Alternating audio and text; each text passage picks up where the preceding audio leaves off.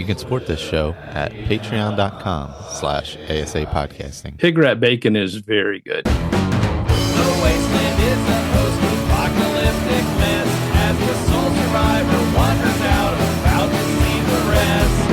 Nuclear explosions sending out the gamma rays from deep within the core, frozen atomic waves. From deep within the core, frozen atomic waves. Hello and welcome to the 478th edition of the Fallout feed. I am Andrew, joined by a flock of my favorite Fallout folks. Tonight, I've got Jess. What's up, Jess? Hey, Andrew. Greets, everybody. And also Ray. What's up, Ray? Yeah, hello. And our special guest this week is a returning longtime Fallout listener, Fallout feed listener, and roundtable participant, and food truck enthusiast, Lou. What's up, Lou? How's it going, sir? Welcome back. Hey, guys. How's it going? Wonderful. Thank you so much for hopping on. On the show tonight, we will do our gameplay right off the top of the show, and then we have some game time set aside. 2 games to be specific. Got one called Mapaposa, and we'll do another version of Scorecation, where we visit the Metacritic website and look into their votes. Also, we'll get some Iguana bits, some Emmy news that has come out revolving around the show, so we'll dig into those awards a little bit, and some shouts on our way out the door. So, well, we'll go ahead and roll right into it, and let's check in with Lou since he hasn't been on in a bit and see what Lou's been up to. Hey, Lou, I would say what you've been up to this week, but well, you know, what you've been playing recently, like in general. Then you had any fun gaming experiences recently, or you been too busy with the summer food festivals and such? Mostly too busy with the summer stuff. Yeah. Though knowing I was coming on the show and we're setting up for kind of a big week in about 5 days, I've had a little bit of extra time, so I try to squeeze in any game time I could. Nice. Talk about some stuff. I really haven't gamed or any hobby stuff since like last week, pretty much. Or no, that's not true. I played a little Fallout 2 when you were playing Fallout 2 a little while ago. Love to that inspire. you bailed on. You like the 3 weeks you did that for? 3 weeks I played. Come on, it's still It still I mean, burning once you get here. to San Francisco, how can you leave, right? So I did a little Fallout 2. I didn't finish. I was just kind of running around randomly, but mostly it's been London that's brought me back into playing anything, where I've really loved and enjoyed that. I've been playing, I'd say that the most. I downloaded Castles on the 9th. What's today? Nice. 13th, so 4 days ago. Friday the 13th. Oh no, I know. Jason's gonna come stab us. Watch out. So playing a little Castles right now, and just in general, I don't really play Skyrim games or Tamriel or Elder Scrolls games. Elder Scrolls, yeah. So I don't know much about it, though I get the gist of this. So I've been liking it all right so far. But in London, it's been it had a rocky start, but for me, it's been good. I had a character going into the Camelot playthrough, and I don't know how far in exactly, but pretty well into the Camelot playthrough, and I started having some crashing. I want to say outside of Westminster and north, I was just having some issues, and I tried to mess around with stuff, and I kind of screwed my game up where it wouldn't boot up. So I did a Revo uninstall. That works really well, except don't click to remove all your save files. No, don't do that. So I did that on accident, and I was like level 28. I had Mad Jack. He had a cement sledgehammer, and he would just like explode things with that thing. It was pretty awesome. He seems really badass. I mean, you were one of those who jumped into Fallout London almost right away. And you were with Ray as far as rushing ahead of most of the rest of us. Pretty much, yeah. I play kind of fast. I kind of play objective based. I feel like Andrew's mentioned before, like, where's the next quest marker? Like, kind of that's how I hate that I do it sometimes, because I don't stop and kind of take in the Easter eggs and the little things. I just kind of like focus on a task, and I do that task. So I was going pretty hard, but then that reset me. And I I decided to go with not Camden, Camelot again because I do want to do their playthrough. I feel like the vibe of that faction is the one I want to see through first. So I'm back into that, kind of rushing back to where I was. I'm not quite there, but I am in with King Arthur and Percival trying to get through. I'm playing without any companions this time because that's normally how I play. I do like the pack mule aspect of companions, but with a decent strength, what's the perk that gives you 75 carry weight or something? There's one. Hoarder? No. Strong back? No, it's the the No, what are the caveat. traits? Is it trait or perk? Yeah, it's a trait. One of the ones you pick okay. at first. Yeah. Yeah, I chose that. I chose Lone Everyone's Wanderer, favorite Strong Back, stuff question. like that. I mean, my carry weight's like 485 or something like that. Is that more than It's Fallout 4? pretty sick. It's definitely more. Yeah. Right? So Yeah. like I'm not finding it much of an issue to pick up a lot. I don't pick up armor that much just because that really does weigh you down. But like most junk and stuff like that, I've been finding it very easy to get around with a lot of loot. Where normally I run the other games don't offer that much carry weights, and I don't do companions, so I generally run a tight ship with inventory. I'll just pass stuff up. I don't mod weapons too much because you got to like kind of carry junk and hope that it works out. I don't look at it that close when I just pick stuff up and hopefully it works when I'm at the bench. I don't sit there and like break it down and hopefully I have 4 screws and 3 oil and whatever to get what I need. But I'm having a lot of fun with it and finding the time to do it. I'm like I said, I'm like rushing through the Camelot stuff a little bit, so I'm like not having as much fun because I'm doing what I've done. But I'm looking forward to getting into that. Are we still like not talking about like particular details? We are looser on Fallout now. A little bit? On London, yeah. As long as you preface it, are you going to give us a big spoiler? No, I mean it's just I haven't even got to it yet, but it's something Merlin says leading up to it. I'm interested in seeing it because I think I saw a clip of it, and he talks about a trebuchet. So I haven't gotten like all the way that's to the Camelot beautiful. thing, but I'm looking forward to seeing that happen, and I'm hoping that what happened to Ray doesn't happen to me. Where didn't you get blocked out of your Camelot Yeah. playthrough? Yeah. And, yeah, it's basically you'll have to start over and try again or something like that. Yeah, Or that save character before you is go just in. kind of, hanging out waiting for a fix to come down. Maybe a patch will like remedy it or something like Yeah. that. Yeah, gotcha. But yeah, no, London's been great. Like the little things, like they add things from every single game. Every single major game, including 1 and 2. No, I don't know about tactics if I've seen anything or Brotherhood of Steel or anything like that. But so who brought up the Jimmy hats? I mean, that's from Fallout 1 and 2. And Right. I'm just like, what? How? Like some of the items they chose to put in the game, it's just fantastic. And then their own stuff on top of it. I mean, it's a great game so far. Like I said, I've only gone through like I don't know 50% of it probably.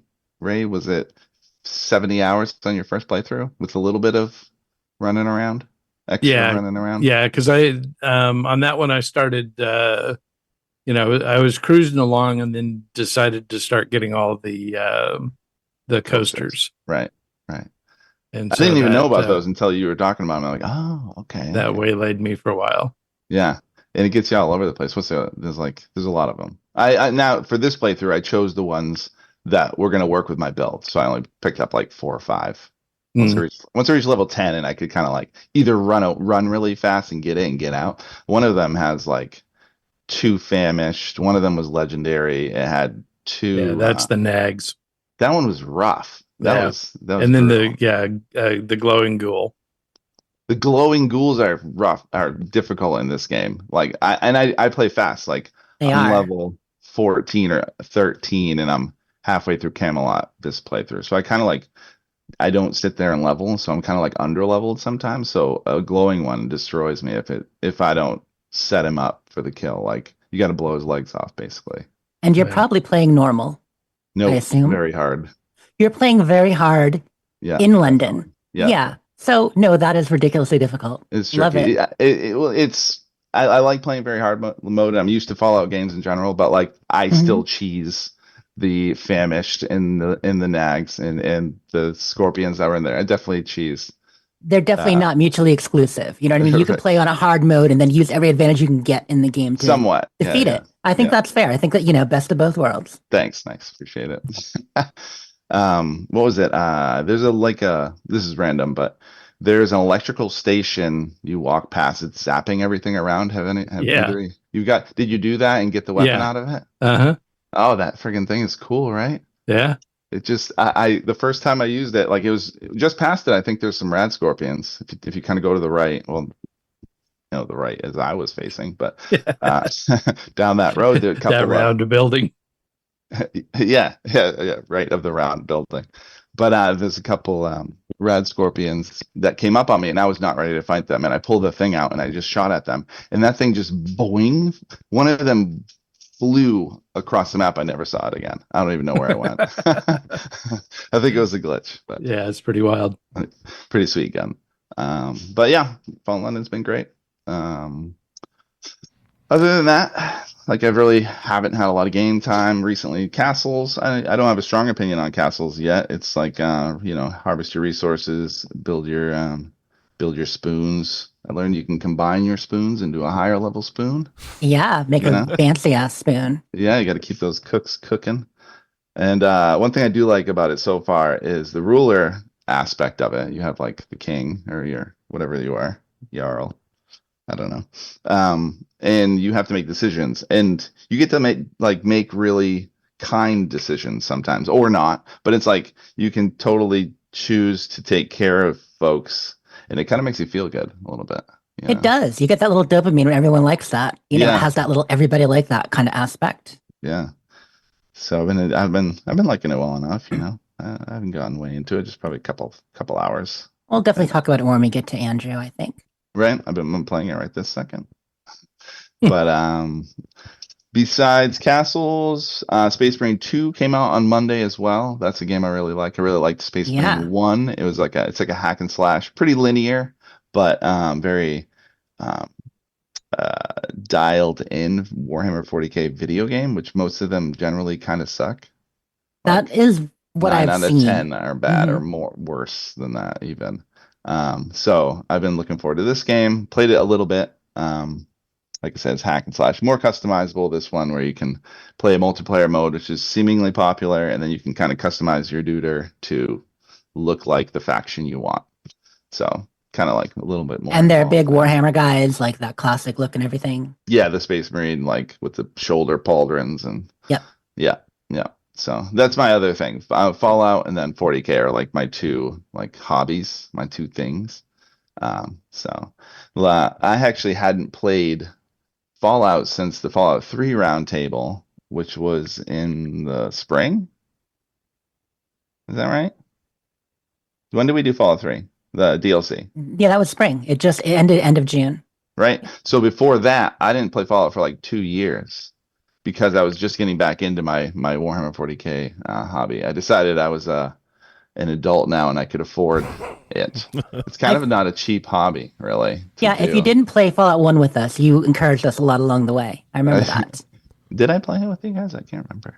I don't remember if you started a character or not either. You might have just hopped in with a lot of advice.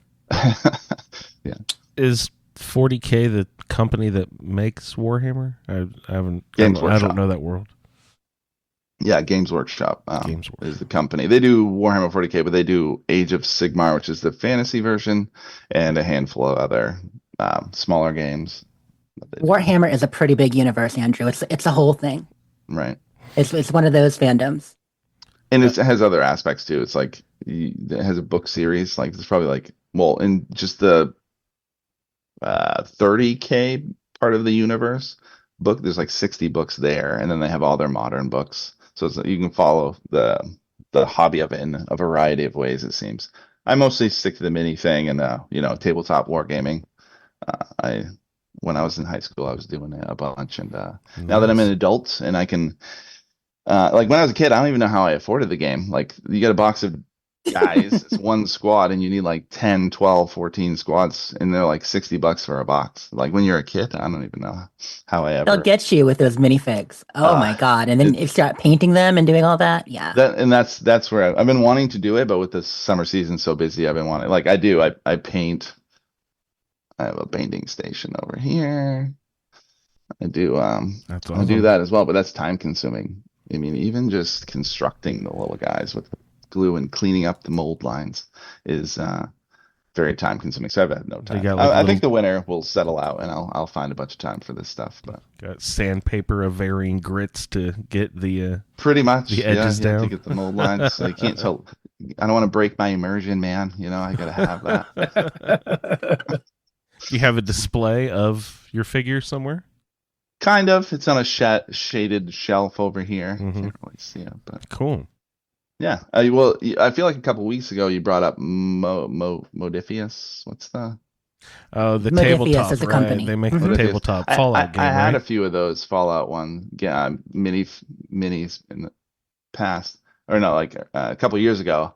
But I was like, wait, Fallout to me is like a video game that I play. And, like, Right.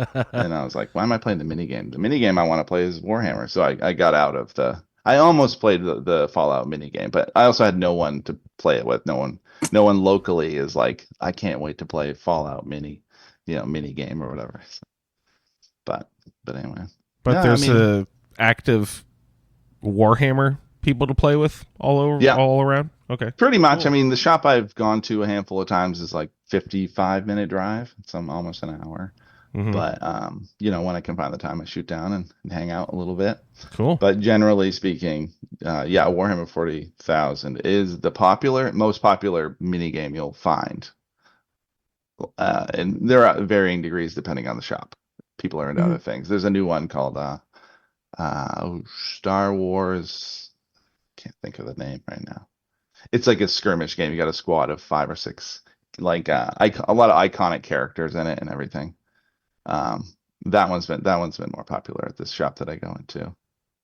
But yeah, I forget the name of it. Star Wars something. Cool. But that's pretty much my gameplay. What I could muster. Like my kids play more games than me, 13 and 15. Before we get too far away, you mentioned you're a big fan of Fallout London, but I remember you not being so blown away by Fallout 4. Fallout London's built on the same sort of structure of Fallout 4. Do you see any differences still? Has Fallout London brought more appreciation for Fallout 4? Et cetera, et cetera. It's like, Right. what do you think? For me, yeah, like I think I'm more interested in cracking into Fallout 4 in the future here, especially with mods. Like I'm not great at mods. I can apply them. I've done it a bunch successfully, but like when I hear of like how many mods you guys have installed, or Jess and Ray, you guys have like a lot for one playthrough. I've never been able to sit there patiently and figure out how to make sure all those work so that I can then play that version. It's a great of the week game. of pre-playing. Yeah. Right. So I'm gonna do that now, though. After playing London and like seeing a mod changing this engine or this game into something that's very enjoyable, I can see why a lot of people like modding Fallout 4 and how they're finding enjoyment out of it. And like with, I don't know what you guys focus on when you do it, but like whether it's adding different quests or just quality of life stuff, I'll have to bug you guys later on about that. But like what to choose, like how to like set it up well for a unique play. And if you like the pre-built way that London came together, Ray's tips about mod collections. Oh, and, yeah, that's the right. exploration of that the last year or so has really made a difference for some people too. Right, because then it just like does them as a whole thing, installs the Yeah. whole grouping, and then boom, go with it. Yep. Did Okay, cool. Yeah, I think I'm gonna look into that for sure. Yeah. Fallout London... Sorry, go ahead. The one difference I'm noticing is London doesn't seem very focused on the settlements and the building. Not that I've come across a little bit. I had London Bridge in my first playthrough, and then I neglected it long enough that I lost it and couldn't get it back. I was gonna go and be like mess around with some stuff, but I failed to do that. Yeah. The team has said, Team Full On has said that they're going to do another pass on the workshops and how that works, along with probably the final large update they do. So they're doing a number of, small updates and tweaks as it goes, trying different things. But when they do the final update, that's going to have I believe, 4th ending. I don't know exactly how many, but I think it's like Right. a 4th ending. The And Yes they're Man. also going to be doing exactly. they're also going to be doing focus on settlements at the same time and do a rework of those to maybe make them a little bit more integrated, a little bit more unique and Londony. Right. Because you're right. Right now, it's limited from what I've seen. Yeah, barely even a presence. Like so far in the second playthrough, I haven't run into anything. I know London Bridge is there, but just haven't had to go across it, so I didn't do that. For 4, I didn't really care for it. It was definitely something that was pushed in your face to do. I feel like anyway with 4, and I was like, why do I want to do this? I don't need to do this to play this game. But I get the appeal, especially when 76 came out. They'll force you into it, man. You got to build a goddamn time machine. Let's go. Right. Well, they make you do that, which that was cool. I like those integrative things. But a lot of it was like the tying settlements together and the various things you could do there. I just didn't feel like I needed to do that to play the game, to find out, to be able to upgrade things or modify things and stuff. The beautiful thing is you don't have to. Right, that's true. That's true. I can stop complaining and just walk. Just walk the fuck away. But what is it? 76. I thought what 4 did for building, and then they moved it into a game like 76. I'm like, oh, this is perfect. This is perfect. A perfect place for this kind of building scenario. It's much better. It makes sense to me. It fits. It's smaller, it's tighter, and that's when building really flourishes. I had one last question about London Fallout 4 connection. We're talking about mods and such. I can only imagine that they removed the voice protagonist part, right? Yes. That they could not have included that. Does that have anything to do with your appreciation of Fallout London over 4? I want to say no, because I didn't mind the voice protagonist. Okay.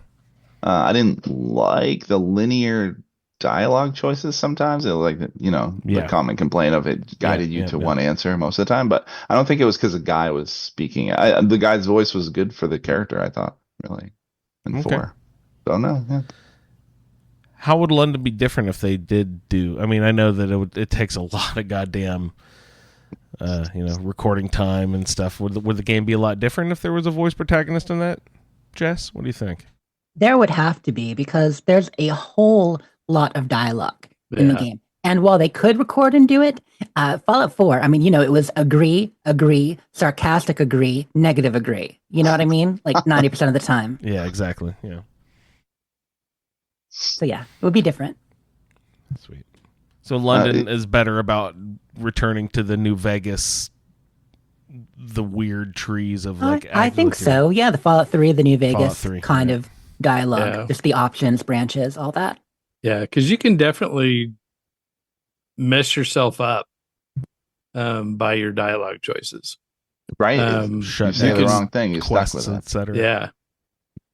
So I learned to look away, because you can. That's one thing I like about Fallout 4 is you can always kind of like look away from the dialogue, pop some drugs, and then I'm charisma 8 all of a sudden. Yes. Yep. That is a good Did skill. that the other day. It's just like you put your finger up in the air to the person. Hang on a second. I'm going to turn 90 degrees here. Then you turn back with a giant smile on your face. Like, whoa. You are into it. Yes. Can you ask me that question again? All right. Lou, any other gameplay or anything you wanted to mention there? No, that's pretty much it. All right. Sounds good. Thank you much, sir. Hey, how about you, Ray? Did you get a chance to play any video games this week, sir? I did indeed. What are you playing? Well, so, I've been playing Kingdom Come Deliverance for a little bit now. And so kind of have gotten an idea of, how things work, and, then slowly but surely began to realize that I really screwed up. What, like 20 hours ago or something? Yeah, this game is even more punishing. With your dialogue choices, you screw a couple of those up and now you've got a bad reputation, and, you can't, get good prices on anything, or people won't talk to you. Oops, I forgot to go, wash my face in the in the bucket of water before I went to talk to you, and so you're calling me, dare you? Dirty and smelly and Brute all kinds of things.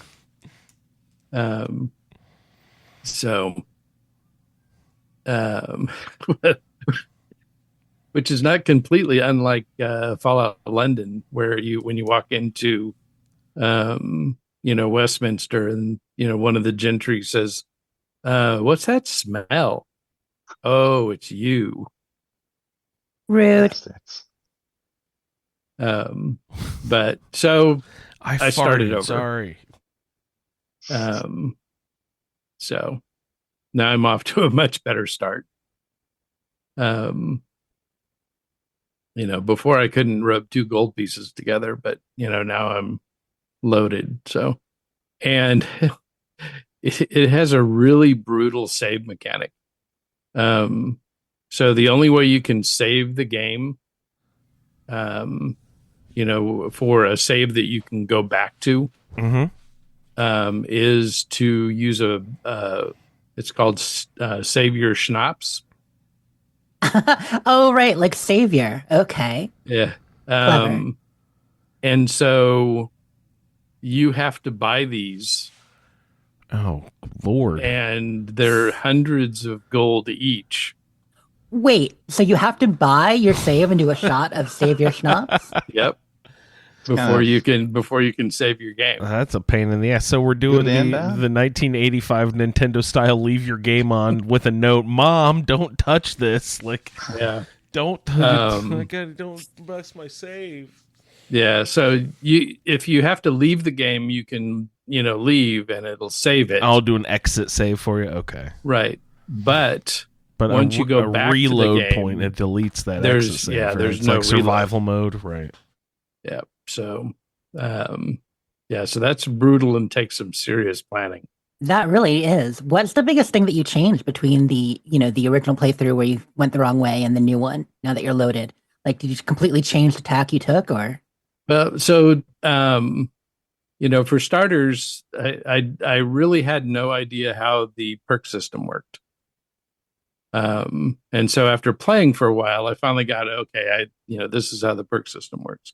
Well, the way that I discovered that I could make money was to pick flowers.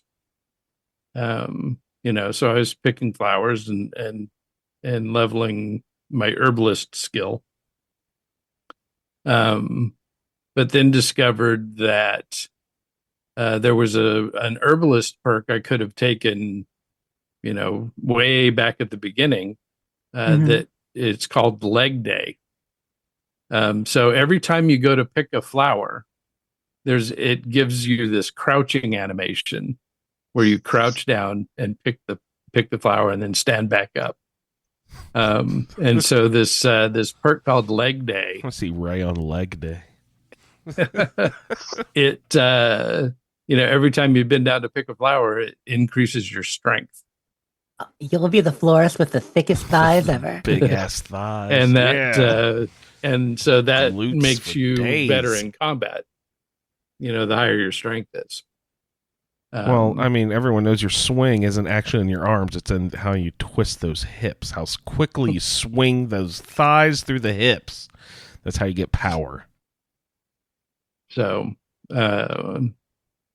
my new character has been picking flowers, and the other thing is that you can make a lot of money. So I've picked enough flowers that I was able to buy 3 Save Your Schnapps. Oh, you could save your game 3 times. Nice. Right. Save them for sometime special. I love the idea of as we're walking up to each other, do you even pick flowers, bro? What's up? Skip Leg Day? What's the deal with schnapps? It's been fun and interesting, so we'll see how it goes. Is schnapps a style of beverage or a company brand name? I think it's a type of beverage. Right? Type of beverage. Peppermint schnapps. Because there's a lot of different kinds of schnapps. Deaf. Well, I mean, one company all of can them make ridiculously sweet and right. Yeah, really lots of different gross. companies make them, and I mean, schnapps are okay in certain mixes, but you don't want to get too drunk on schnapps. Get your fuzzy You'll really navel. regret it. Oh, the headaches from sugar, yeah. There's a Oh Bob's my God. Burgers episode about it. It's funny. Uh, The 100 gold for saves, is that a lot of money in the game? yes. Oh, Jesus. It's freaking Yeah. tough. Yeah. Money is hard to come by. So, and the lockpick game in this is brutal. So, Brutal good. It sounds like Brutal they no, brutal hard. It sounds like they'll cut off your hands if they catch you in the lockpick. Oh you yeah. know what I Well, mean? and Like, the thing is you're gonna that, lose you a know, goddamn hand. you know, you get bad reputations. You have to pay gold to, Oh, Lord. you know, get yourself out of trouble. And you can't revert to a save either. And you, nope. There's no saves coming. Ugh. Yeah, there is no saves coming. That's in this rough. Game, so, yeah. You ever stream it? You know, no, I haven't. I might want to watch you play that game a little bit. Kingdom Come Deliverance, you said? Yeah, Yep. It's not there's a second one coming out. right. That's why Oh, you're okay. playing Sure. the first one, right? Yeah, I'm playing the first one. Okay, so when did that one come out? It's been a while. 6 Yeah, years ago. I thought you said Probably 2018, 2019. I think that's what We we talked looked about it it. up, right? Hmm. Okay. Yeah. Nice. Yeah, it's by Yeah. Warhorse Studios It's- over in Europe. Long enough ago that it was $3.99 on sale on Steam, Nice. and that was with the DLC. Hey, you've had at least $5 worth of entertainment Oh, absolutely. so far. So. Well worth the investment. Yeah. And then, you know, it's so odd that, you know, that I also started a new character in Starfield. And why would that be odd? That seems like a typical pattern for Ray.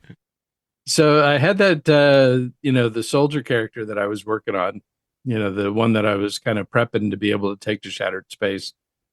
And I got it all the way through to the Unity and, you know, walked in and talked to myself and talked myself out of going into the Unity. Oh, okay. What's that do? So it just puts you right back where you were. And you just continue your game. That's what I should have Yep. done. Fuck that. Yeah. You can still do it. Like I said, you can still do it. You can reload that character and say, I don't want to go through the Unity. Step back and keep playing. Even if I don't have a save file from there? Well, I mean, no, you kind of need to have a save file before the Unity. I don't know if I do. I'd have to look. Well, I think it actually does an autosave for you. You want to start a whole new character anyway. We know that. We've already talked about I it. already started a second character and I was having real fun and just, I don't know, walked away. Did something else. I don't know. Fallout 2 happened. Something else. Something Yeah. else. Walked away from that. I've walked away from everything. I'm just lighting matches, burning bridges, wherever I go. What else you playing, Ray? So I started a character that, Oh, new character, Starfield. yeah. So I wanted to. I saw this this mod that lets you put settlement beacons in your outposts, Sweet. Yep. and so I thought, well, I need to have a character that has, you know, Oh, a settlement, you know, so I can try this out. And I also loaded one of the outpost mods that lets you build foundations and walls and stuff. And so I decided that I would make an Aurora farm. So there's a level 40 planet that has you know, 2 of the ingredients that you need, and another planet in the same system that has a 3rd ingredient that you need. So the only thing I need to go buy is the chasm bass oil, and so I can pick that up from vendors in Neon. And so I did that little quest where you help out Nisha and, you know, learn the recipe for Aurora. And so now he and his crew are busy, you know, making drugs. what is Aurora equivalent? It's equivalent to Jet. Jet. So it does okay. the slow time. But it's trippier, supposedly. Slower time. I never use my own product, so You would do it. That's the only way to make a profit in the biz, Ray. And then my Fallout London character, I wasn't really looking to take her through the storyline so much. I kind of got forced into it because you can't get into Westminster unless you do the Angel Lab. And I needed to get into Westminster so that I could become a pistol. Because, you got to be a pistol. You gotta be. And so I did that. But beyond that, she's just been wandering around. When she hit level 21, I think, 22 maybe, I took the Explorer perk that unlocks all the locations on the map. And so she's been running around going to all the places that I've never been before. One of those places was the Gherkin, which I'd seen and never really could figure out why the hell that's a location. It's this building that has the girders. It hasn't been, finished. It's just this abandoned building. There's a little scaffolding that you can walk up to, and there's a bed up there, which, I've slept in before, but, never really paid much attention to it. But I noticed that that location is supposed to have a record, one of the vinyls. And so I thought, well, I need to find that. So I started looking around and noticed that there's some scaffolding way up high. And so I started, scanning the building and found out that if you walk the girders, you can make your way up to the top of the building. And so I very slowly crept my way along because most of them, the girders are on the outside of the frame. So there's girders on one side of you that are bumping you every time you walk by. Mm-hmm. And then the other side is a free fall. Right. So you make your way around, there's a couple of places where you have to jump. There's some loose boards, that I definitely fell off of. Did you die falling down? Part of the pathway? Limbs? It's a long way down. Oh, you die. There is no way you could have, all the acrobat pieces. You could have, high endurance, toughness, the whole 9 yards. You are going to die because it's like 20 stories up. It's way up there. Where on the map is that about? Somewhere look for it. It's kind of central. Where was it? It's not far from the London Bridge, just on the other side of Monument, kind of in that area. Where the lab was, the Monument? Yeah. Right. Cool. I'm sure I'll see it. It's big. Yeah, you can't miss it. I'll look around. It's very tall, and completely unfinished. So it stands out. But once you get to the top, holy smokes, what a great view. Okay, yeah, I found it. It's right across the river, north of London Bridge, a little bit northeast. I thought you were going to tell me there's a special item there. That whole trip was just for a night's there is. view? No, there's a record. Okay. The vinyl record up there. And which one was that? Which one was it? It's the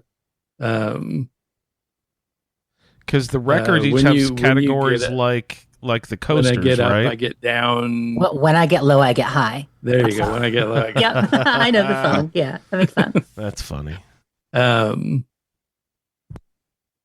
So that was pretty wild. I did have to just let my game run for a while because I did it at night.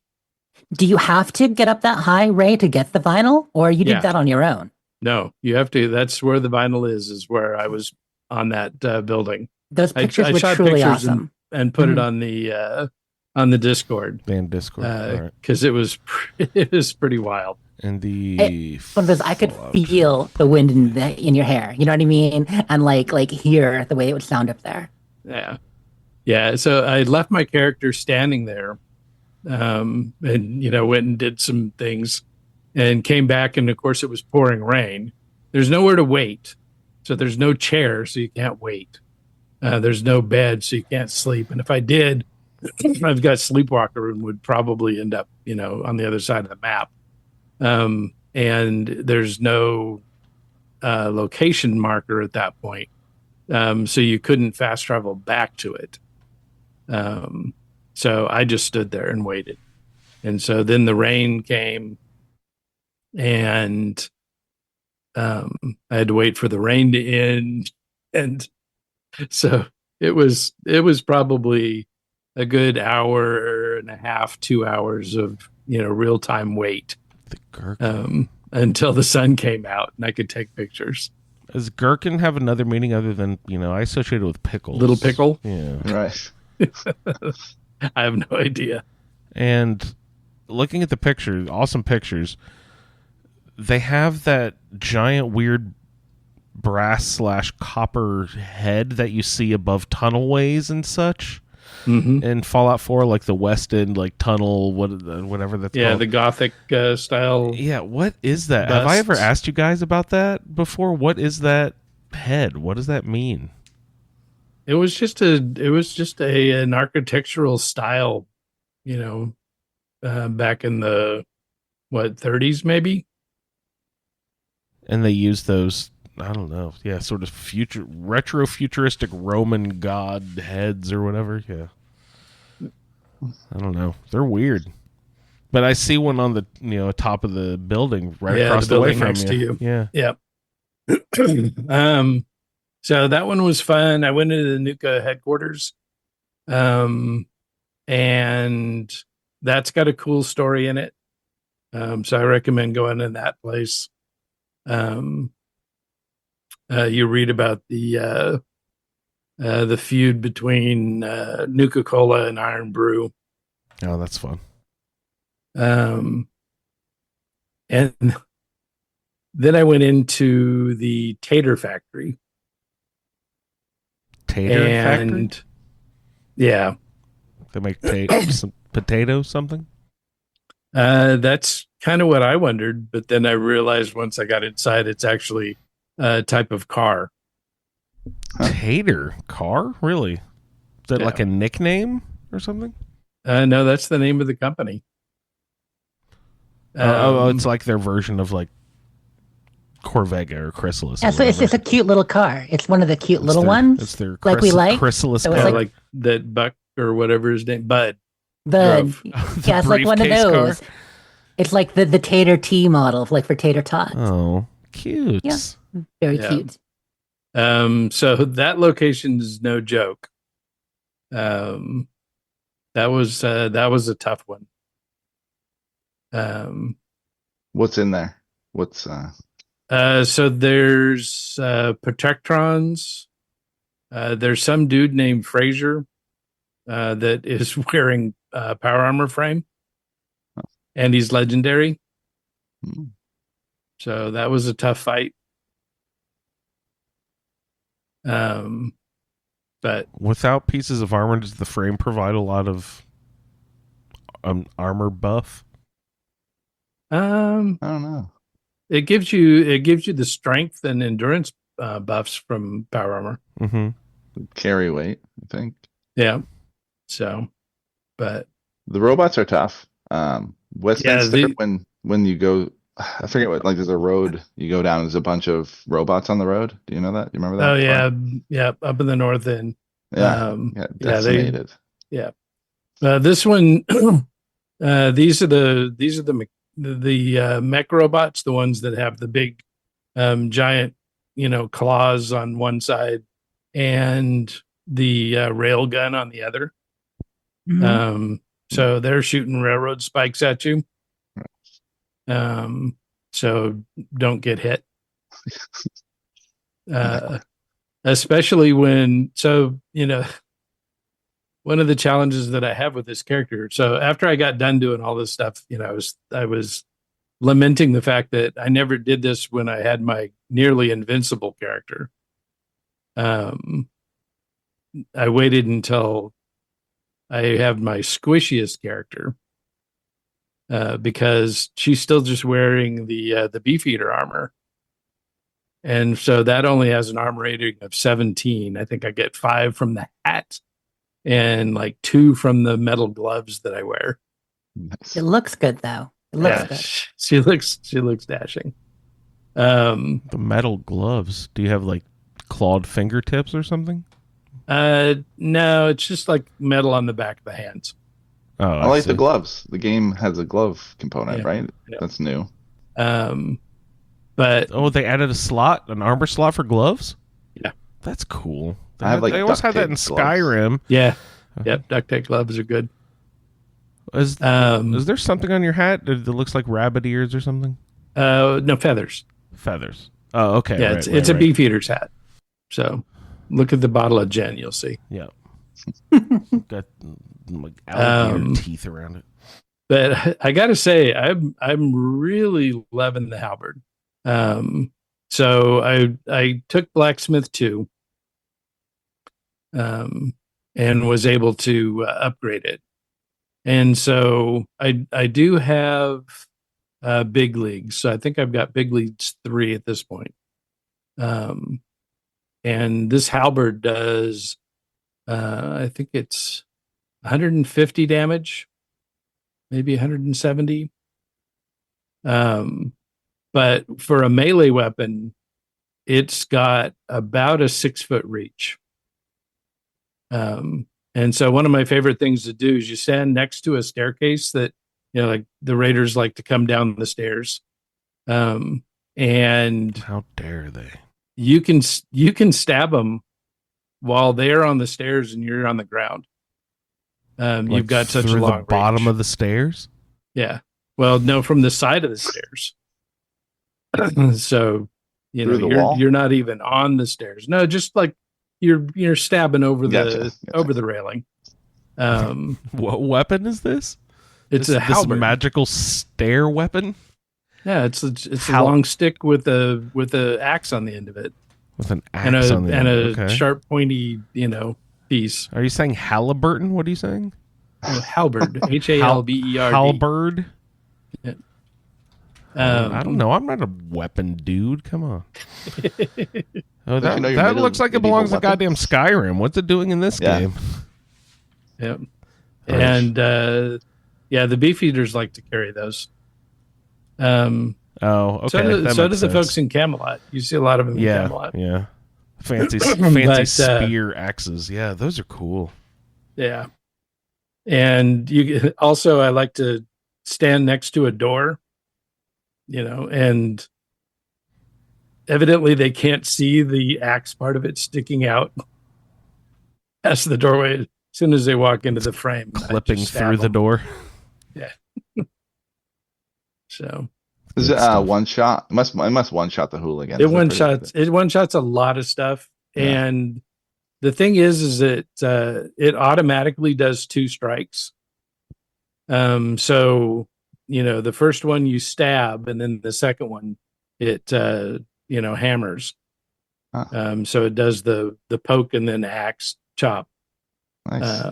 So if you don't kill him on the first shot, you definitely kill him on the second. Does it automatically do that second swipe like every Every action? time. Okay, nice. Yeah. So it was like 300 damage every Yeah. swing.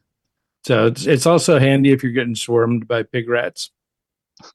So you stab one before when he jumps at you, and then you kind of turn as you're starting the slash, and it gets the one standing next to him that was trying to sneak in after. And pig rat bacon is very good, but Good it also Good stats on it. it gives you it gives you HP. It's like 50 HP, and um, 15 AP regen or something like that. Sweet. Pig rat bacon. That's Yep. tasty. But that's like the supplement to the bodies laying around your feet. Got to eat those too. Although my health is getting to the point now where it'll, if I get down half health, it takes 5 or 6 bodies to get back to full health. You gotta really chow down a lot of corpses. That's hard. First world problems, I guess. Yeah. The hooligans and the beef eaters are kind of scrawny. So yeah, not a lot of meat on them. Yeah, definitely having a lot of fun exploring, some of the different places in Fallout London. I see that you got close to Abbey Road, or as close as you could. Yeah, so best I could tell, the location of Abbey Road is off the map in Camden. But I did find this Abbey's Song Studio. Now, is it actually spelled Abyss Studios? I was looking at the picture you shared. Did it say Abyss instead of Abby's? Yeah, it's Abyss Song, but it Well, I mean, it totally depends on could how you be. pronounce it. Yeah. But yeah, I could totally see that. Yeah, I'm sure it was a reference, and maybe they didn't make it that name for a specific reason. Yeah, is that a and it was floor dark, plan? so I couldn't see if there was a squiggly lined sidewalk or street crossing outside of it. That's the album cover, right? With them crossing the street. Yeah. Yeah. They definitely reference it. I don't want to give it away or anything. But Oh, you found a location where it's referenced? I think so. I mean, Okay. I can see either 4 skeletons or 4 teddy bears lined up across the road. yeah, You know what I for mean? some things, yeah. Yeah. So 4 walruses. Good shit. I think that's pretty much all I did. Before we get too far away from your gameplay, Ray, I have a question and then the same question for a different game. You mentioned you're going to set up a recruitment beacon at your, it's not Outpost? not called a camp, outpost.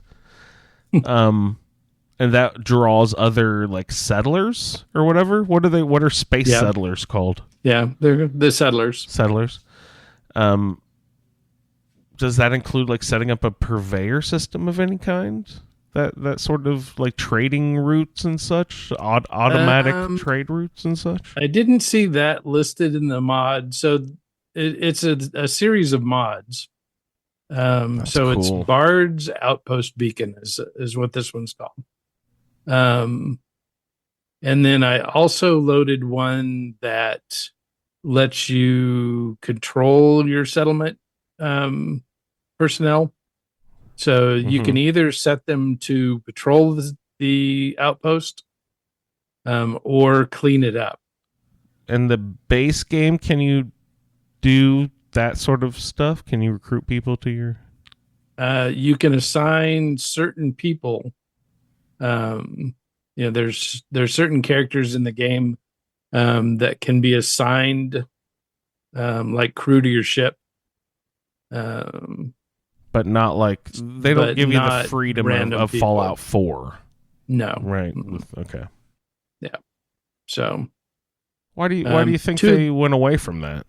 I think probably they just thought it was too big. Too big. Because I would love to set up an interplanetary trade system. You know what I mean? They do have there's a system built into the game where you can build landing pads, and ships will travel between your settlements, transferring goods. Oh, yeah, exactly. Right. So that is in the game. What is that called? I don't remember because I've used it one time and it sucked so bad that I never used it again. Oh no! I can't believe. So it takes the problem with it is it takes forever. So you have to wait So you build these things in your camps, and you have to wait until they, they fly in, and then they pick up stuff that's in the storage, and then they fly to the other one. You have to wait for them to land and, unload it. So it can take a long time. It's so much easier just to fast travel to your different bases, pick up all the stuff and put it into storage, and then, go to the next one. Because I use a mod called Universal Stash. And so I can build a stash box in my outposts and share your inventory and share my inventory with all the different outposts. Every place I build and your one of those. ship too. You can build one in your ship, but it's kind of clunky. Okay. Yeah, that makes sense. But if you have a transfer station, you can land and get stuff from anywhere, probably, right? So that would be good.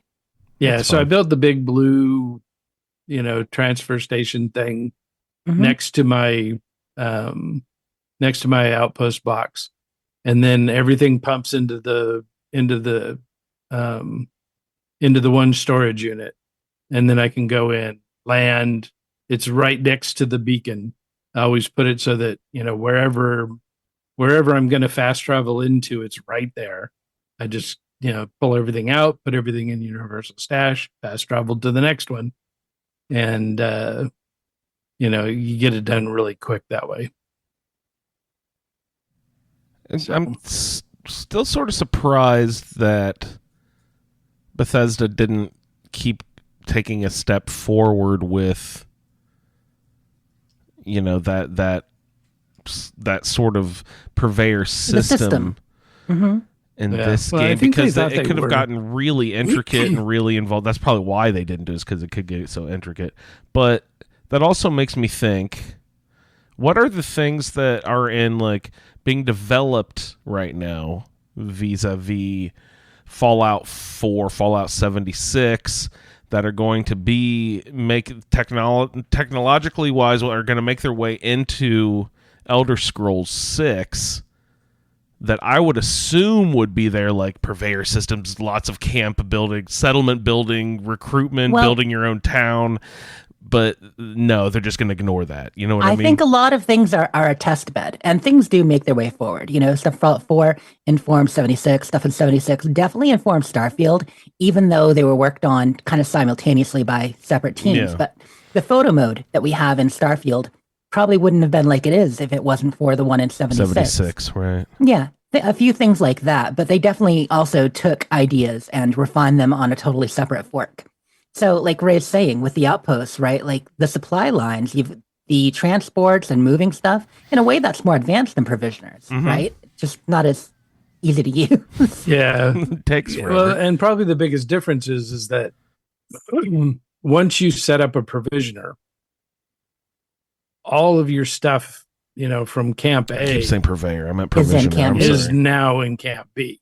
Not the case with the transfer stations, right? In Starfield, you have to wait until that ship flies. Which, let's be honest, that's a huge pain. It would be nice if they had a shared inventory. I realize logistically, they are, there's a lot of space in between locations. But come on, realistically, and Universal Stash fixes that, right? Yeah. Awesome.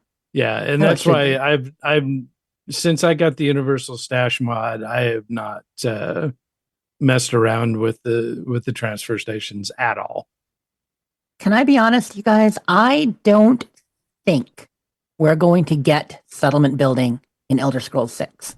At all? The outpost settlement building mechanic. But what about Hearthfire and stuff? No, that's what I'm going to say. I think that if we get it, it will be specific locations that you can build up and improve, like Hearthfire or the Thieves Guild. I'm more advanced now than it used to be, or like a home plate type thing. I don't or like hearing that. Places you can buy, like take Proudspire Manor or Breezehome, and it'll let you decorate them and work on them, maybe. This is just my speculation. But I don't think they're going to let you erect full things and settlements on a plot of land. I was hoping that they would treat it all progressive, like Hearthfire was the development for the Fallout 4 build system, and Fallout 4 build system will be implemented in, Skyrim too. Yeah, I think it is to an extent, but I also feel like a lot of people don't want that brought as big of a thing as it is in Fallout 4 and 76 into. Yeah, I can see the Elder Scrolls people getting a little bent out of shape if they had to. Right. I've heard some fun speculation about, what about the shipbuilding system from Starfield? What if we could, instead of making spaceships, make actual ships? Boats, right. Right. Yeah. Boats, because there is a lot of water around Hammerfell in the desert. And war wagons, Trojan horses, etc. Who knows? Wagons, yeah. Pretty cool. That's my thought. Any other systems you think might be brought forward, wagon. Ray? Well, I mean, I don't really worry about it because I know my dragon wagon, please. As soon as as soon as the creation kit's available for that game, modders will take care of it. True. Right. Yeah. Modders will I'm install a settlement system. You think, if they don't include one? I mean, there has to be some kind of a mechanic in there. I mean, you can already do that. So one of the mods that I like using is called Lakewood Manor, as it should be. And it makes Lakewood Manor a lot better place to live than the Lakewood Manor that you can build, straight out of the game. What's wrong with Lakewood Manor? It's kind of lame. Nice. Beautiful Falkreath. I saw it on Zillow in the comments. Kind of lame. Yeah. Mm-hmm. Is it Skyrim that you're talking about? Yes. Yeah. But there's also mods that they ended up adding to the game. When they did the anniversary edition. So they took some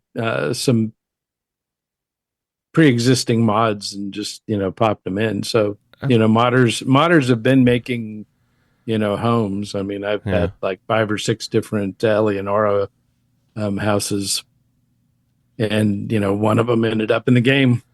At what point are the modders not going to need the game companies anymore? I mean, to an extent, it's happening, right? We've seen it with a couple of mod teams gone to make things. Forgotten City, we've talked about that before. Originally a Skyrim mod. Fallout London, right? And, Fallout London is built on the Fallout 4 engine, but yeah, to a large extent. They're pulling a lot from the Fallout 4 game, but they could make it stand alone with some work. But yeah, Forgotten City, definitely. They did a completely original release, and that was from originally a mod for Skyrim. Like the chicken and the egg. Which one came first? The only problem is they, by doing so, turn themselves into their own company. Right. Yeah, we become the things we hate. I mean, the Fallout London crew has made no secret of the fact that they are Team Full On is looking to, after this, when they're done with London, they are going to work on a independent original game. Oh, awesome! I'm already like, what's it like? What's it going to be? They're glad you're excited. Tell me about the game. I bet they wish they knew. Exactly. Let's see. Other gameplay there, Ray? No, that was about it for me. All right. Yeah, sorry, I had to butt in and ask about beacons. I was going to ask the same question about Fallout London. Can you set up the provisioners and stuff? Provisioners, I don't know because I haven't taken those perks. Yeah, you can though. You can. Supply lines. Right. It's the exact same. Okay. Local leader, is that what it is? Local leader 2 even. Oh. They changed the level that you need on local leader to get the benches. Did they and really? The supply lines, I think. Yeah. Good. Yeah, this is annoying. To make it easier. No. You still have to have local leader 2 to build a bench. Is it still 2? Okay. Oh wait, provisioner. They changed something on that. Getting a provisioner was 1, and being able to build each workbench was the 2nd level, right? Or vice versa. I don't remember which is which, but. No. Oh, all right. How about you, Jess? Thanks for the gameplay there, Ray. How about you, Jess? Did you get a chance to play any video games this week? Yeah, we're going a little long, so I'm going to make it pretty quick here. I am just quickly, I'm looking up local leader because I know that there was a change on it, and I don't remember what it was in London. Let's see if it tells me. Probably won't. Nope. Okay. So I played some Fallout 76, but here's what's a little different. So I was on PlayStation this week. I said, I'm doing some filming on PlayStation. I'm doing obviously the theater stuff. I'm there for some other projects I'm helping people with. And I show up at the party with this level 18, 19 scrub. Like, she's got a beret, she's got the dress on her back, and not much else. And I decided I need a little something here. I need to build a camp. I need a home. I need to get some levels. So I got like 4 or 5 levels on PlayStation, and I made my way into the ash heap, and I found, my official camp location by that pond. A little smoke yeah. Yeah, South Central Ash Heap. That's my location. It's where it's got to be. Love it. So I'm building a camp there partway through. So that was fun, playing on PlayStation a bit, just to go through the early stuff again. Now, I will say, I've heard about the changes to the early leveling experience. I mean, I jumped in on PC, and, we saw what it's like creating a new character and being able to choose level, 1 or 20 and all that at the beginning. But I hadn't actually played on a lower level character. Gosh. At least not in no real way in probably 2 or 3 years. Like, I'll hop on Wendy or even Ron occasionally, especially Wendy, because, I like her and she's like level 40, 50. And her actually made her camp, her haunted house camp, my best build submission that I have in the best build system. But I hadn't really played the game running around in the early game in an area I hadn't discovered. Well, let me tell you, it has changed a bit because the game wants to constantly alert you of everything.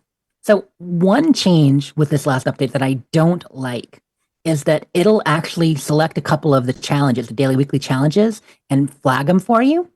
So you may have noticed when you open your map or something, it's already tracking a couple of daily challenges for you. No, thank you. And I think, right, it's to remind new players that they're there and stuff. But you know what? A lot of us aren't new players. We don't want them. So first thing I'm doing is unchecking all that.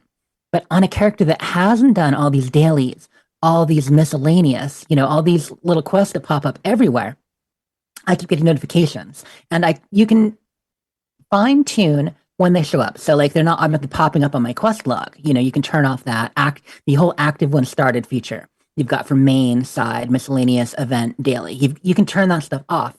But it lets you know when they're nearby now. And oh my God. So like I'm just walking from the Charleston train station over to, say, the Responders fire station. It's like, didn't miscellaneous quest nearby. Didn't miscellaneous quest nearby. Didn't miscellaneous quest nearby. And like it keeps happening. And like there's a little pop-up on the corner with like little D-pad, push to see. I'm like, I don't want to freaking push to see. I ignored you and I'll keep ignoring you. Little D-pad is my favorite new rapper. Yeah.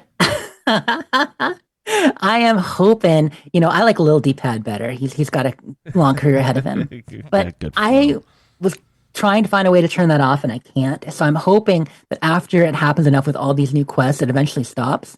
But boy, is that frustrating as a new character. I can imagine that might be turning off some new players.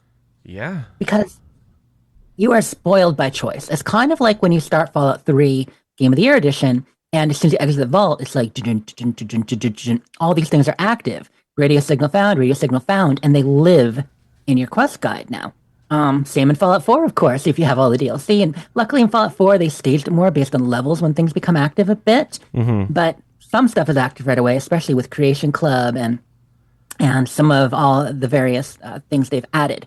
But yeah, it's just all at once. It's there. It's always looking at you. And so in my 76 quest log, it's the same thing. There's a new Brotherhood in town, like, or whatever they say. Check out the Brotherhood. Like, there are new neighbors. Go visit the Overseer. Yeah, and now it's like, ooh, weird ass signal. Go down south, and it's like it just all lives in the main quest section of your Pip-Boy now because they've added so many expansions and quests, and until you do them, they're there. And playing higher level characters that have done half the stuff already, you don't see all that. They're grayed out, right? Yeah. So anyway, this is just me empathizing. Hey, newer 76 players, I feel you. Solidarity. This is kind of annoying. Don't be intimidated by being bombarded by all the quests available.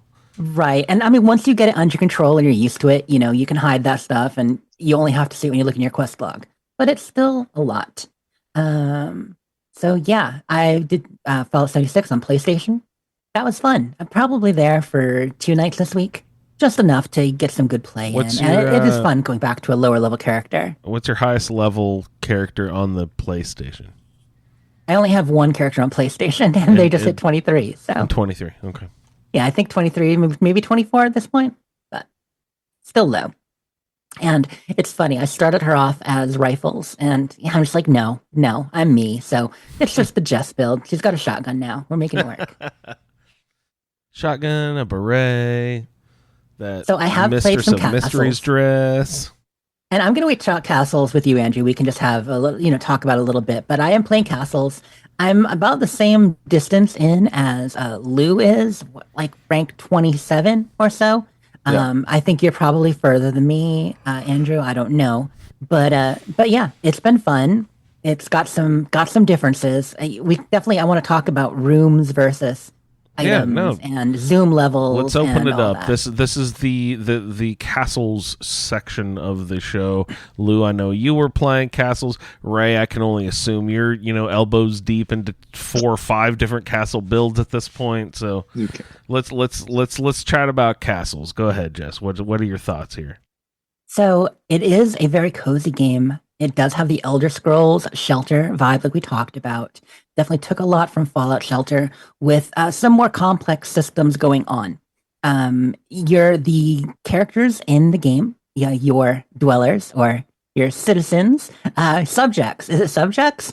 Anyway, they have as much personality, but more that they can do as far as skills. Like they each have their own skills. Some of them they have traits. So you know how you can have skills or traits. Wait, or do they have perks? Do they have perks or skills or traits? Yeah. They learn skills. They have traits.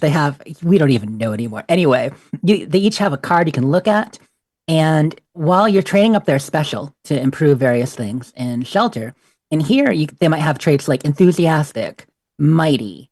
These all have different effects. They're all kind of studious, jester, like things that kind of affect the way that they act in certain situations and the way that they relate to their jobs. That stuff is neat. You can give them tools and outfits, so that's kind of the same, or weapons and armor and tools and outfits, which I'm sure you appreciate, Andrew, and you'll be working on a bit. You can give them fancy-ass spoons. The kitchen people, they do better with spoons. The oil press workers do better with lamps. Like Mothman. The mill workers do better with chisels. Like you got all that, your sewing people, like all the various things. They have tools, they have things they're good at, they have skills, they have lineages.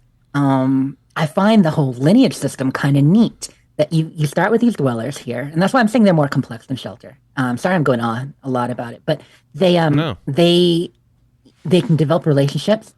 And like in Fallout Shelter, Andrew, like you can in your mind say, ooh, this person's married to this person, but this person is not married to this person. Like that's really. Just in your head. Yeah. No, they're hooking up. If you're like me, you got 3 dogs making babies with everybody. Yeah, exactly. Got the harem down there, right? Mm-hmm. Whereas here, you can actually put them together at a Temple of Mara. Yes, you can unlock a Temple of Mara, everybody. That's great. And marry the characters. Mm-hmm. And then they can have, they probably have kids out of wedlock too, but I haven't done that yet. but yeah, so they can only have, I love my favorite pop-up text. After they have a kid, you can only have a baby once every 24 hours. Okay, just popping them out. Oh shoot! I accept that challenge. Hilariously, that's real life hours though. So my foolish butt when my Khajiit couple, I've got a Khajiit couple there. Alyssa, whatever her name is, who's the initial tart at the beginning that gets the king in trouble. Anyway, she and someone else got married. They had their first baby. The baby's a year old. And I'm like, oh, they want another one. I put them up in the room together, and I think Jazar is her husband. He's he's like, Khajiit is not ready for another childhood. Being a father is great, but no more babies yet. And she agrees. She's like, this one agrees, blah, blah, blah. So it was hilarious. Although, funny thing is, so that system's cool. The quest system is cool too. I assume you've unlocked the quests, Andrew, as far as the adventurers table, being able to send them out on the map to fight battles. You're making lots of assumptions. Okay. Well, we'll get there when you get there. So there is a battle system like quests that was added to Shelter, where you can actually have characters assigned to a war table. They can make a war party go out. You can equip them. There's a whole battle and health system. They can recover at a buffet. The overseer's office, right? Yeah, there's all kinds of neat stuff there. And when you're building your castle, you're also building square by square instead of room by room. Mm-hmm. And so you can add decorations to have effects. You can create rooms, floors, dividers. They brought the settlement system forward into castles. So hey, maybe it will be Elder Scrolls 6. But yeah, so you can do a lot there, and that's fun. But here is where it gets a little complicated. Not only is it just keeps going, like it keeps going forward. You've got to constantly build and collect, and there are any number of decisions you can make. You've got to do rulings where you can make a choice about what your ruler does, basically based on someone's issue or a problem in the kingdom, solving a dispute, somebody's birthday, whatever. And you can get various likes or dislikes from that. And, the more they like you, the happier the people are in some ways. It helps. The less happy they are, it hurts. And ultimately they can, depose you and stuff, etc. My people are generally happy. They can kick the ruler out. They can kick the ruler out, yeah. Or maybe worse. I mean, I don't know if boiling oil is involved, but I'm thinking if it's bad enough, you might get strung up. Oh, damn. Or maybe you're going to get poisoned. Maybe there's going to be an assassination attempt. Oh, just fall off the throne and die. I could see it happening. Yeah. So I don't know how they ate this poison apple. The cook. It must have been in their pocket. Somehow it got in there. I don't know. But so where it's more complicated, what I was going to say was beyond this extra system and working these layers together in order to maintain their supplies and food stores and everything while doing those rulings, you also have to, like Shelter, assign your characters different items to have them, work, to, that they all have jobs. Okay. But in Shelter, it's a room. You're doing a Nuka-Cola cafe. You're doing a power station. You're doing these things where you can zoom out and see the whole room. You tap on it, you can look at people and move them around. In castles, because you're doing items instead, you're placing items in rooms. So you could put 4 or 5 different workbench type item locations in one giant room. But the thing about that is they're smaller, and you've got to zoom in and click on them to assign people. You can click on the people, you can click on the item, you can move and drag them around just like in Shelter. But it's a little bit harder to kind of zoom out and do the high level stuff, in my opinion, in castles. So that's the other negative. The jobs are more complicated. The way you assign people and the way they complete their jobs are more complicated. The way that they interrelate to each other, as in Ignatz feeds the limestone, feeds the workshop, feeds the furnace, feeds the, like the various ways things come together to build things. There's more to keep track of and plan ahead on.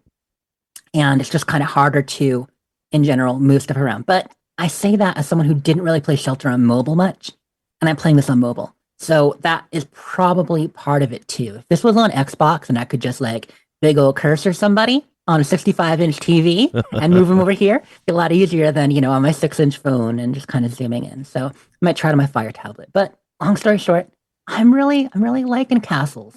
Lou, do you got anything to add? Well, one thing I don't like about it is there is some, I think there's some paywall type stuff. There is over monetization. A little bit of that, which so far I haven't really run into it like it's an issue or anything. Yeah, none of it seems necessary so far from what I see. None of it seems like you need to do it, but it will remind you. You level up a rank once or twice, and hey, do you want to buy this cute little pack to go with your new rank? And hell no. They keep one notification on at the store always. And I'm the kind of person that shuts down all notifications, puts my emails away and stuff like that. So to have the one up there, it's really grinds. Frustrating. Yeah, I try to ignore that. Yeah. true. Also, the whole time passing mechanic, it's kind of odd. Have you figured out years for your characters and for your rulers and such? Like, one day, 24 hours is 1 year of their life, right? That's what and it that said. seems to be regardless of whether you Yes. play or not. Is that correct or no? Not sure. You have to be playing. I'm not sure about that either, because when you're watching the actual timer on bottom, you're seeing day 1, day 2, day 3, all clicking by. And so Right. I thought originally that was 1 year of time, but it's not.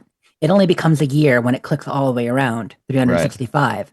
So it seems to be 24 hours of real time is a year. But I don't know if it's active when you're not playing or not. I haven't been keeping that close track. I bet it is. And I don't know. I have a Click on your ruler right now. How a does it say how many person years of their reign? Like who how many? wasn't available. Sorry. I had a person who wasn't available to go to work because they were 15, but now they're 16. And I've only been playing for I guess I started a bit yesterday. So maybe that's the reason. So you had a year pass. Yeah, that would make sense. My So ruler years of is reign for your ruler is 1 year. 1 or year. 2 year. That's what it says. Yeah. Yeah. But earlier today it had days. It was like 330 days or whatever it said. So Yeah. And right. I'm into like 3 or so. So it 3. maybe it only counts when you log in then. It may only count when you log in. Yeah. I don't If know. anyone in chat knows, if you've noticed as well, let me know. Our friend Steve, Pip-Boy Steve, is the most, has put the most time into it of anyone I know so far. Oh, Attaboy with- Steve, you mean? Yeah, sorry, Attaboy Steve. He's no longer Pip-Boy Steve, eh? But he's been playing a lot. He actually linked some great Reddit posts. Oh, nice. There's an Elder Scrolls Castles community on Reddit. He's linked a couple of posts for beginners and how to choose your rulers with traits. And I think he said he was like 115. Whoa. Well, Like he's rank he's had 115? early access because was in- Oceania yeah. had early access. Yeah, right? New Zealand, Australia has had it for a couple of months now. So Oh. they got it ahead. But yeah, great stuff. The resources that we are producing and collecting, is that for people in the castle, or is there a theoretical like village town surrounding walled-in city that we're supplying all Both. that stuff for? Both. Okay. Both. So what it is, your people need food and stuff to live. Like, so you're regularly eating food every turn. You're consuming oil. You're using gold. But as you build it up, you get certain amounts of surplus, and that's what the orders come in. So we didn't even mention the order system yet. On top of rulings that can be like, oh, this happened. Like, say, what is one? Sullivan just posted one earlier. A group of prospectors is starving, and they're willing to trade ingots for food or gold. You can be like, okay, sure. Yeah, I'll take 4 of their ingots and I will give them 100 food and, 10 gold or something. You know what? They could take their own ingots and stamp them into the coins Yeah. and spend it. But they could. They could maybe do that. But it's things like that. Or like, it might be something like one of your, say, like your elder character, okay, the one who introduces you through, like, I'm getting older and I'd really like to have a farm out, on the outskirts of the forest. And you can be like, here you go. Here's some seed money. Take the old farm here. And be like, hey, here's some serious seed money. Get yourself some cows and a nice place down here. It can be like, you have a farm. Get back to work, dude. So, like, you're making these choices, but the resources, that takes from your resources. So if you want to do the bountiest thing, if you want to be like the nicest, the most generous, but your food is not that high, your oil is not that high, your wood or metal or whatever is not that high, you're going to hurt yourself in the long run. Oh, here's something I had. Andrew, this is where I hurt myself. Yeah. I was poor. Oh, So because how choices I made, dare- I just dropped my monocle. I got down below 10 gold and I had my daughter. So Melora is my ruler's daughter. And she came up and she's like, Mother, are we poor? And like as a ruling, I had to click, I had to click like, yes, but we'll be fine. Or I could have done like, put a tax on things like tax the orcs or tax the Bretons. I did see that And you can change that sort of stuff, right? Yeah. And so I said, That I'm like, yeah, we are temporarily racial poor. taxation based on everybody disliked that. Whereas I could have taxed based on race, but there's a happiness meter for every of the Skyrim species. You've got the Argonian rating and the Khajiit rating and the Imperial rating, and you can tick off one. Like you can be like, I'm sorry, Talos is a real god, and your high elf will be like, WTF, I'm out of here. So Well, yeah. No one's worried about offending the high elves. But I'm quite liking castles. I just have to say, though, at least in the first couple days of playing, there's almost it's hard to rest. It always feels like there's always something happening, always that forward momentum. And I know Shelter was like that at first too, until you settled in and knew what you were doing, and then you could actually pause every once in a while. But it's one of those games that'll just keep you playing for like 2-3 hours straight, while your phone starts to overheat because you it just never one of stops. Those cooling pads. Yeah, it's one of those games. But I'm enjoying it. And I have a feeling that the deeper we get into it, the more we'll discover. All right. You're making all these assumptions that I'm deep. I only played it like a few minutes, 3 nights, barely. So I basically know nothing about the game. I opened it up. I tap on the food. I tap on the oil. I kind of look around. I'm like added a room up here on the top left-hand corner. But then I'm like, wait a second, I should have added that to the right end because I can't build stairs on the far left end because the entry to the castle is there. So right now that I have a room up there, but no one can get to it or use it because there's no you can delete access. rooms. You can delete them by tapping them just as easily as building them. And get your resources back and all that. I don't know. I believe you get Nice. all or most of them back. Well, that's Yeah. nice. Yeah, I've done some expansion. Yeah.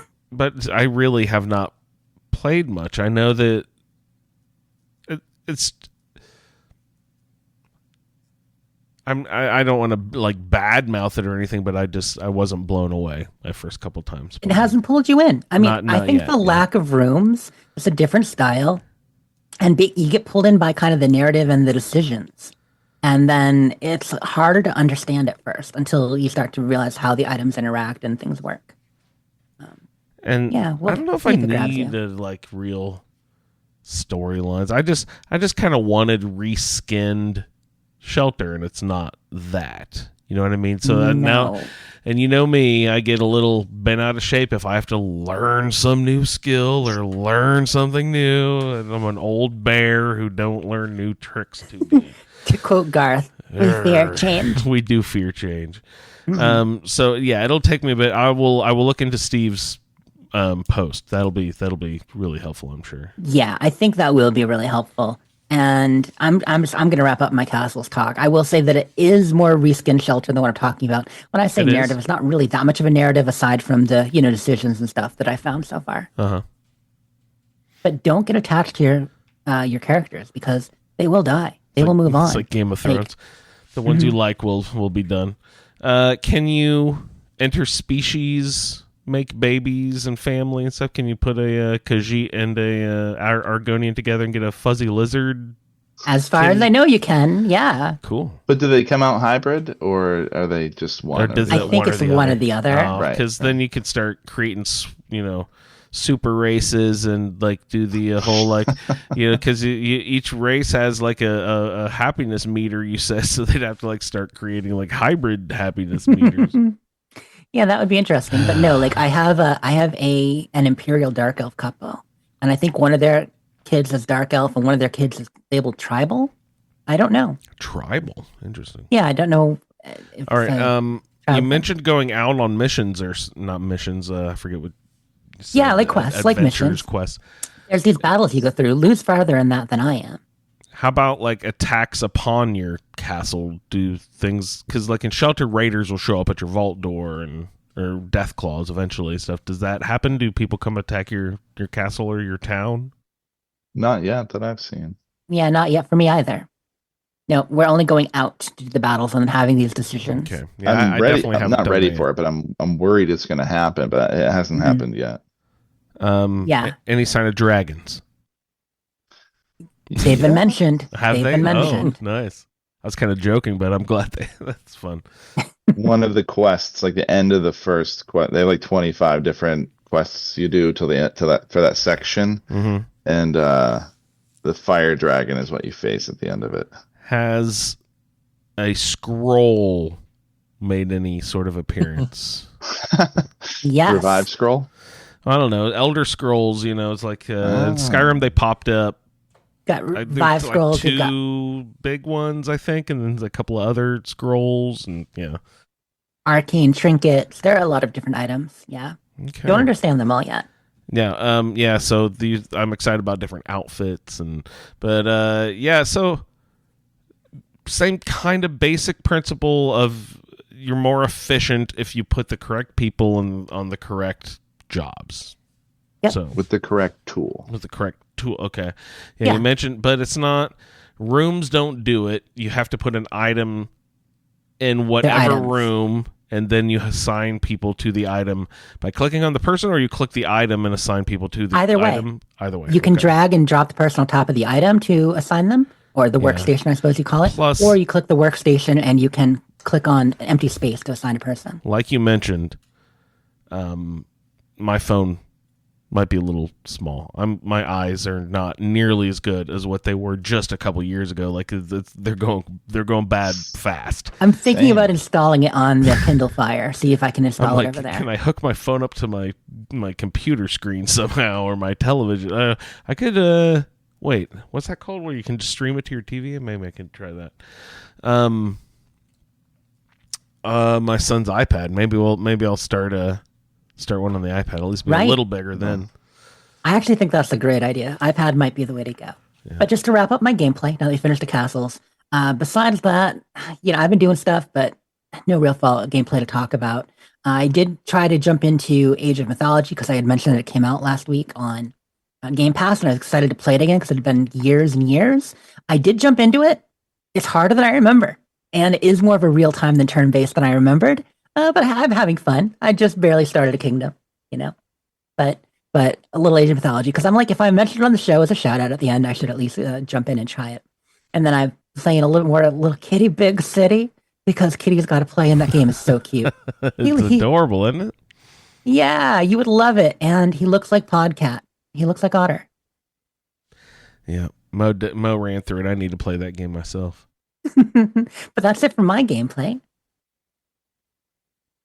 All right. Well, for the majority of my gameplay, I would like to refer you to the chat in the Zoom here, and I will also try to post it if I can figure out in the Discord as well. But okay. Ooh, City Skylines. Yeah. So I'm posting a couple of quick little pictures here, and I was just going to see if you could tell what I'm trying to do in these. You built this? Yeah, this is something I am working on currently. My project in cities. You call it Dogtown? Dogtown? What's it look like? Dogtown? It looks like a dog. Looks like a dog. No, not a dog. The little curly thing is his ear. Little curly thing. The square, on the other side of the river is his nose. Woof woof. No, not Dogtown. Sorry, good guess though, right? The left side looks like a pin, maybe. Is it a pin of sorts? Like a friggin' grenade pin is what I can think of. But... Oh, I see a cool little curly queue on the left across the river, and then on the right we've got like the basic kind of castle structure. And if you're like trying to do Whiterun or something, I don't know.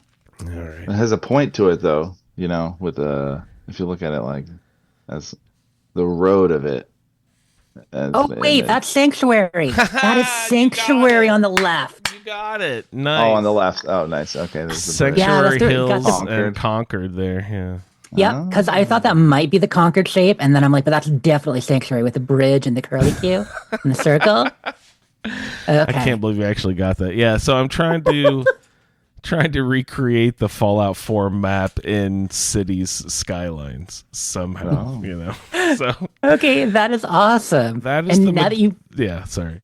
Point stuff out. No, that makes perfect sense. I can totally see it. That is the majority of my Fallout gameplay this week was playing Fallout in cities, skylines, whatever it's called.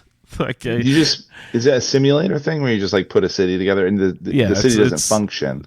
It's SimCity. No, it functions. Yeah.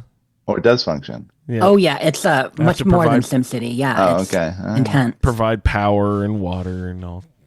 Transportation. People got to get to jobs. Yeah. Residential business district. You can zoom right in, like getting close and see the building. Yeah. But anyway, so that's I'm glad you guys got that. That's pretty fun. So that's the majority of my gameplay. I did play a few other things. I think we got through most of my castle stuff. Like I mentioned, it was just real quick. I haven't delved into it deeply at all.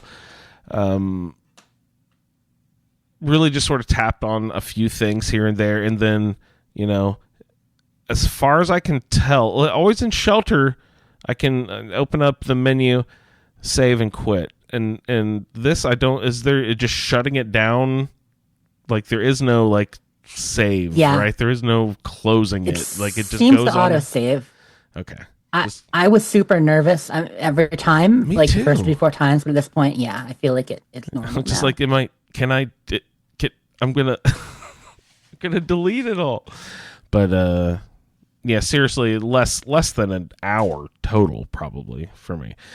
So I'm looking forward to actually getting that like sucked in for 3 hours. So I'll read Steve's article he pointed out, and I'm sure that'll get me going in the right direction there. I'm sharing one of my biggest cities in the chat right there too. You're posting cities too? Nice. Yeah, like my old city Skylines build. This was like my third city I did. I think this one. I remember I called it Helm's Deep or what. Whoa! Body water. Did you remake Lord of the Rings? Something? That was the original idea, building around the pond in the middle and stuff like that. I don't remember exactly what the theme was, but it was something Lord of the Rings based. That's so fun. We are so nerdy with our It's the worst. That's the best, you guys. Okay. What else did I get to? Post show last week. God damn, those cities are beautiful, Jess. I love that. Thank you. Those are great. Sorry, we were just hanging out talking post show, and I was looking through my old games that I had downloaded when Games with Gold was a big thing or whatever. So I could get free games every once in a while. And scrolled past something called Firewatch, and I was like, ooh, that looks beautiful. What is that? Love and I sort of that game. Clicked into it and looked at the previews and stuff. I was like, wow, that art is fucking cool. It just looked different than most Xbox things, It looked almost like a Switch game, if that makes sense, just because it's really bold and beautiful and bright and not worried about like being super realistic, but it's gorgeous. And so I was like, yeah, well, we'll flip this on. And I, didn't play, more than an hour or anything, but it was really cool, really fun to run around sort of, it doesn't seem like a very in-depth game, not a big open sandbox or anything. It's a story narrative. Yeah. I mean, areas will open up, it's the kind of thing where like a Metroidvania, as you play longer, you'll discover secrets and more things will open up. I was telling you, it's like, I think like a 7-8 hour game, but some people finish in, 3 to 4 hours if they play a little bit more straightforward. Fun fact. Yes. So you play, what's your main character's name? Is it Howard or? I don't remember. Don't know. Okay. But your manager there, the person you talk to on the phone all the time, Delilah, over the radio? The intercom radio thing, yeah. That is Andrasia. That is the same voice actress who plays Andrasia. That's Sissy Speaks. Oh, very nice. Yeah. Yep. So it's had not a ton of gameplay in anything this week. Cities was probably my biggest time investment there, but yeah. So that was pretty much my gameplay this week. So let's go ahead and check in what's we got up for the rest of the show here. Looks like we put a couple of games together here. If you guys would like to get into a little What time is it? game time. So first, these are always quick and easy. We'll play Mapital Wasteland, but Mapaposa this time. This is Mapaposa because we're going all the way back to Fallout 1, just in honor of Lou being here. Oh, thanks. Well, take it easy on me. Take it easy on you.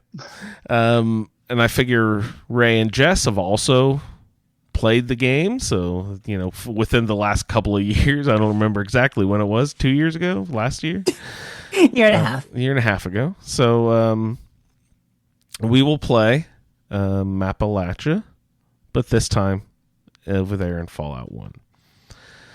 So, Lou, I'll let you have honors. Which is further north? Junktown or the Brotherhood? The Brotherhood? The Brotherhood is further north. And there was much rejoicing. Good job, Lou. All right, Jess, which is further south? The Hub or Necropolis? And they are basically parallel, but I'm going to say the hub is slightly further south. The Hub is slightly further south. And there was much rejoicing. Good job. Woo! All right, Ray, east, which is further east? Vault 13 or Vault 15? Vault 15. Vault 15 is further east. Good job. And there was much Ray. rejoicing. Lou, you have honors here for our last and the West. Huh, get it? Right. The Glow or Shady Sands? Which is further west? The Glow or Shady Sands? Shady Sands is the first place. Shady Sands is further west, sir.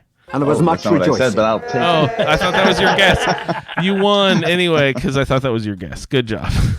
100% correct, guys. Well done. Nailed the Mapaposa Military Base edition of Appalachia or Mappadal Wasteland. Good job. All right, and we'll do a double dip here right into another edition of What time is it? Game Time. We're playing Scorecation again, and I found about 3 or 4 different ways I wanted to try to play this week's edition of Scorecation. I was going to do sort of like a round robin. Then I was going to have you do sort of like a buzz-in. Then I was thinking, I don't know. Let's just try this way. Well, I'll be like, okay, tell me your favorite Fallout game. Tell me your first Fallout game, and tell me your favorite DLC. And I'll just use those as sort of our baseline. And we will go to Scorecation. We're doing a version of low high. I don't know if you remember when Will was on the show. He did a sort of a low high version. Yeah, He had to up add and down stuff based up on and down. weights or value. Yeah. I like that game. We're doing a low high based on the Metacritic scores. So we will use your suggestions over here from the show notes. We'll say Lou's favorite game, or let's start with his first. Lou, your first game is Fallout 1. Jess, her first game was Fallout 3. Lou, do you think Fallout 3 was higher or lower than Fallout 1? I think it was higher. Fallout 3 was higher than Fallout 1. Good job, Lou. Suspense, man. See, but I don't know if I want to reveal the numbers because I might want to use them in the future again. Fallout 3 has a 93. Fallout 89. Close call. Didn't you reveal them the other show? Yes, Yeah, he did. Yeah. No worries. So Fallout. Yeah, see, because then, if you reveal the numbers, then it just totally takes the mystery out of it. So Fallout 3 to Fallout 76 is next? If you want to do it that way. High, low. Fallout 76. Higher or lower? Jess? I think that 76 was lower. Of course it is. Ray. So we'll go back and around, I guess, to do Lou's. Yeah, that's how we'll do it. We'll do Lou's second one there. So tactics. Higher or lower than 76? That's a rough one. It is, isn't it? I'll say lower. Tactics lower than 76. Oh, Ray, our first strike of the game. Fallout 76, really low score when it came out. 52 first on initial reviews. Yeah, Tactics did pretty well, right? Wasn't Tactics high 70s to 80? Tactics was 82. Yeah, okay. Got a good It's a good game. Yeah, it's a solid game. And yeah, Lou backs it hard, so it's got to be at least half decent. Jess, you're up here. I think Lou's up. Or Lou's up, sorry. So we're going Tactics to 4. Oh, how do I word it? 4 was better. Is Fallout 4 higher or lower than Tactics? Higher. Fallout 4 was Fallout higher. 4 is indeed higher. Good job. Jess, Fallout 4 to, let's see, New Vegas.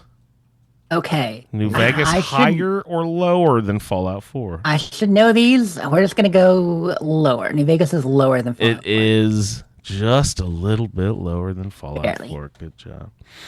All right, Ray, we're back around to you. New Vegas to Dead Money. Dead Money. Which was what? Was that Fallout? No, that was New Vegas, That's right? a New Vegas DLC. New Vegas DLC. There it is. Okay. Dead Money, unrated. No. I'll say Dead Money's lower. Dead Money is lower than New Vegas. And Lou. Dead Money, Far Harbor. Do you think Far Harbor is higher or lower than Dead Money? Far Harbor is higher. Oh, just barely though. Yes, Far Harbor. Far Harbor is 70. Far Harbor is 75. I would expected that one to be up in the 80s. So the Far Harbor was well received, I thought. Right? History definitely rewrote that Metacritic average. Yeah. All right. So Far Harbor to Nuka World for you, Jess. Given how low Far Harbor was, I'm going to say Nuka World's higher. Nuka World's even lower. Can you believe it? What was like 73 or 74? 64. It kind of got tanked. Why do you think? What the muffins? Why do you think it was the juxtaposition between the two? Was that all of them? Did we do the whole? Yeah, that was the last one we were going to do. Okay. So, yeah. I was thinking, if you look, I've looked in the past.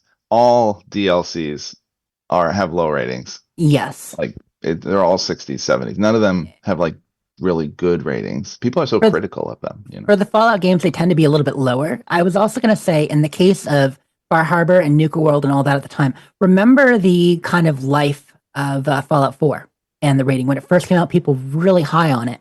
But then there was the controversies.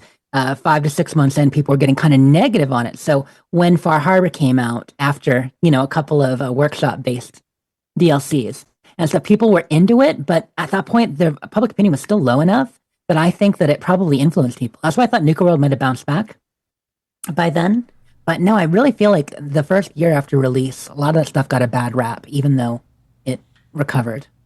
Why did people hate the Wasteland Workshop so much? That's the lowest rated Fallout item. What do you do in that one? I forget. That's to make traps and let people fight.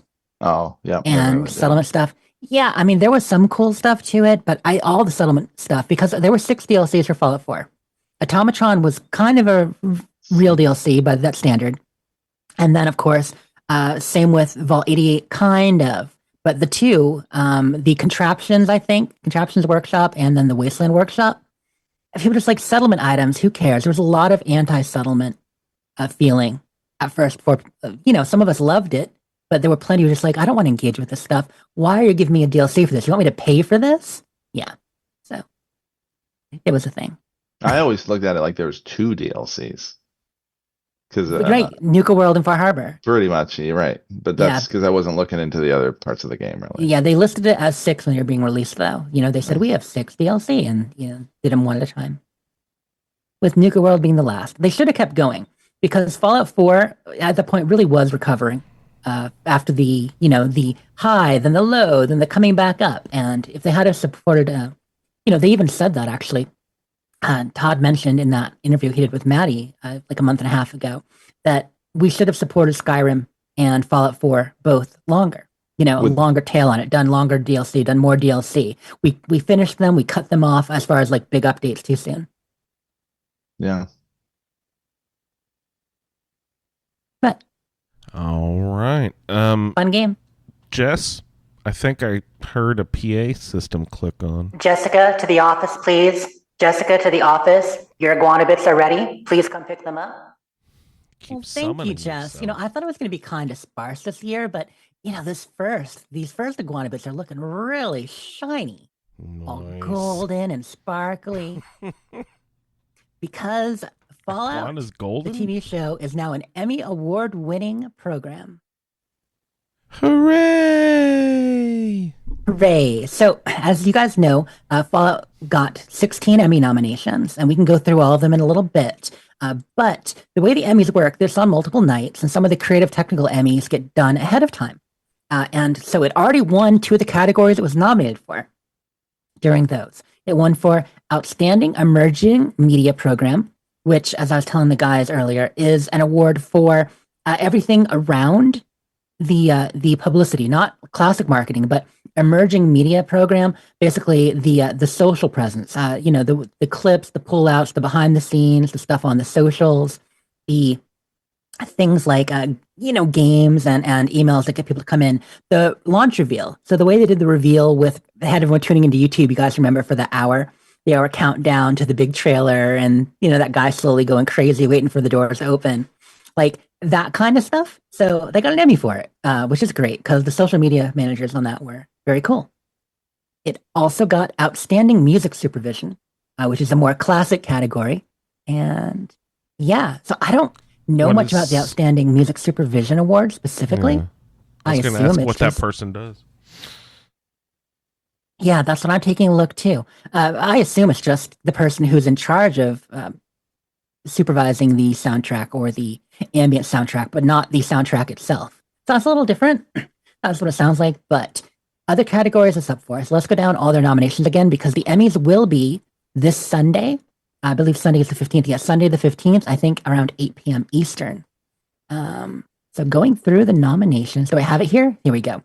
Fantasy costumes or fantasy sci-fi costuming, stunt coordination, production design, picture editing, main title design for all the little Fallout logos and symbols and all that, period makeup, prosthetic makeup.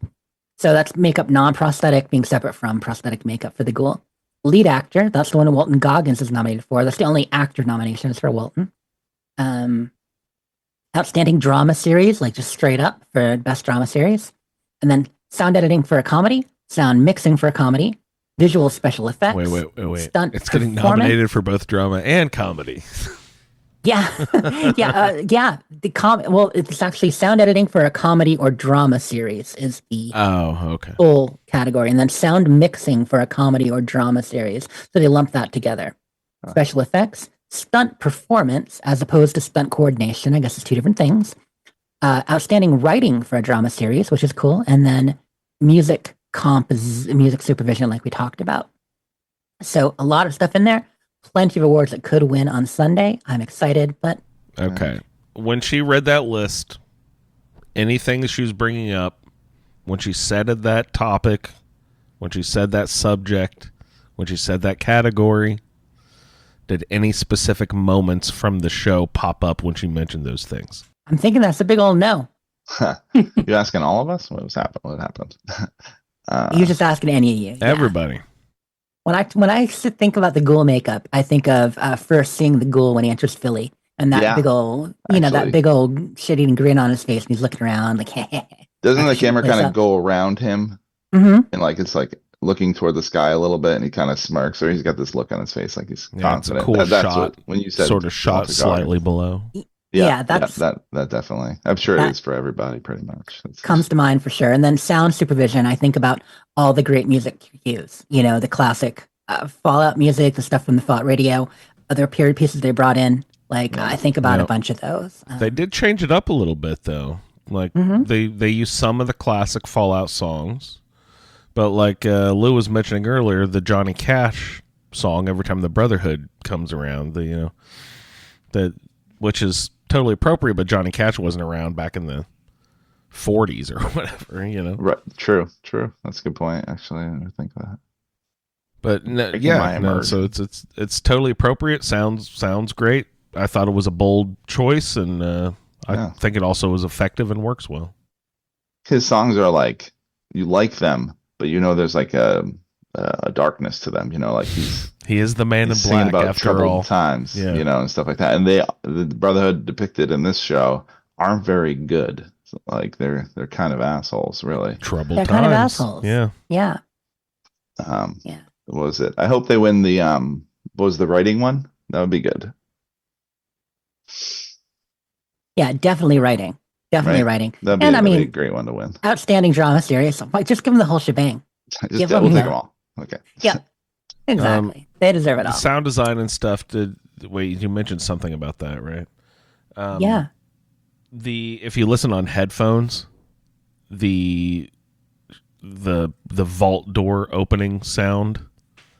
I mean, it's so, yeah. It's like Lou was mentioning when they do the Sting, the Fallout 4 music Sting, when they show the NCR flag, whatever. I get that when I listen to the vault door opening sound. Because it's exactly the same one from the game. The cha-chunk, the whole rigmarole of takes 38 seconds to get through it, and you're like, this is just all the mechanical cha-chunk sounds. It was just right, but I wish we had more TV show news about season 2, filming, set leaks, any of that good stuff, new characters.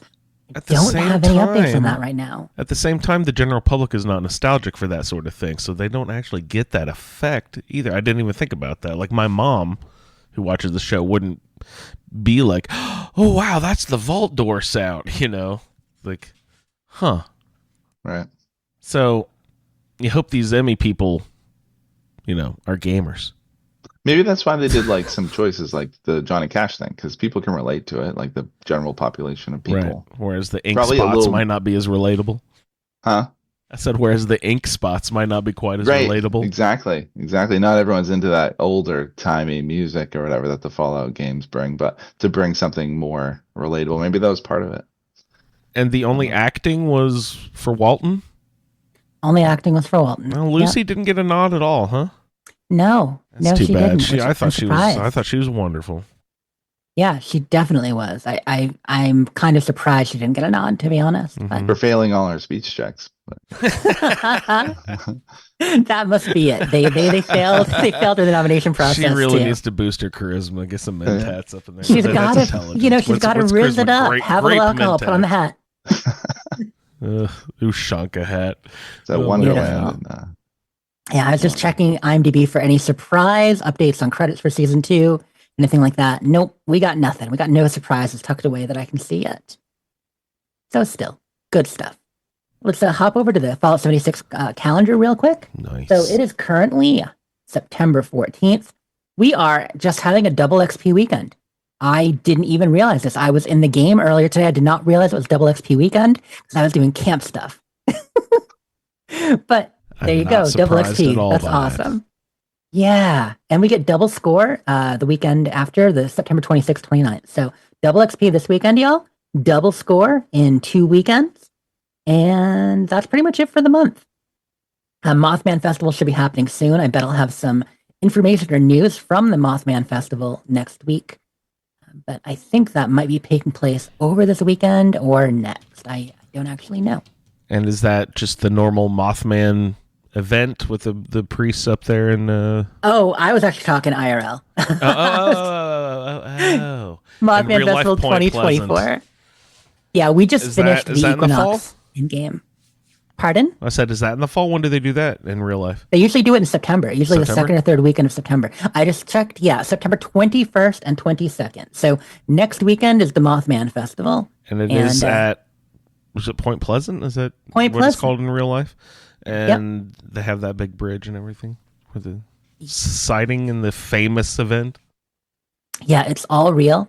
Cool. And I mean, obviously Mothman is all real, but no, that location is all real. And, the festival's just gotten bigger the last few years, so it's probably going to continue.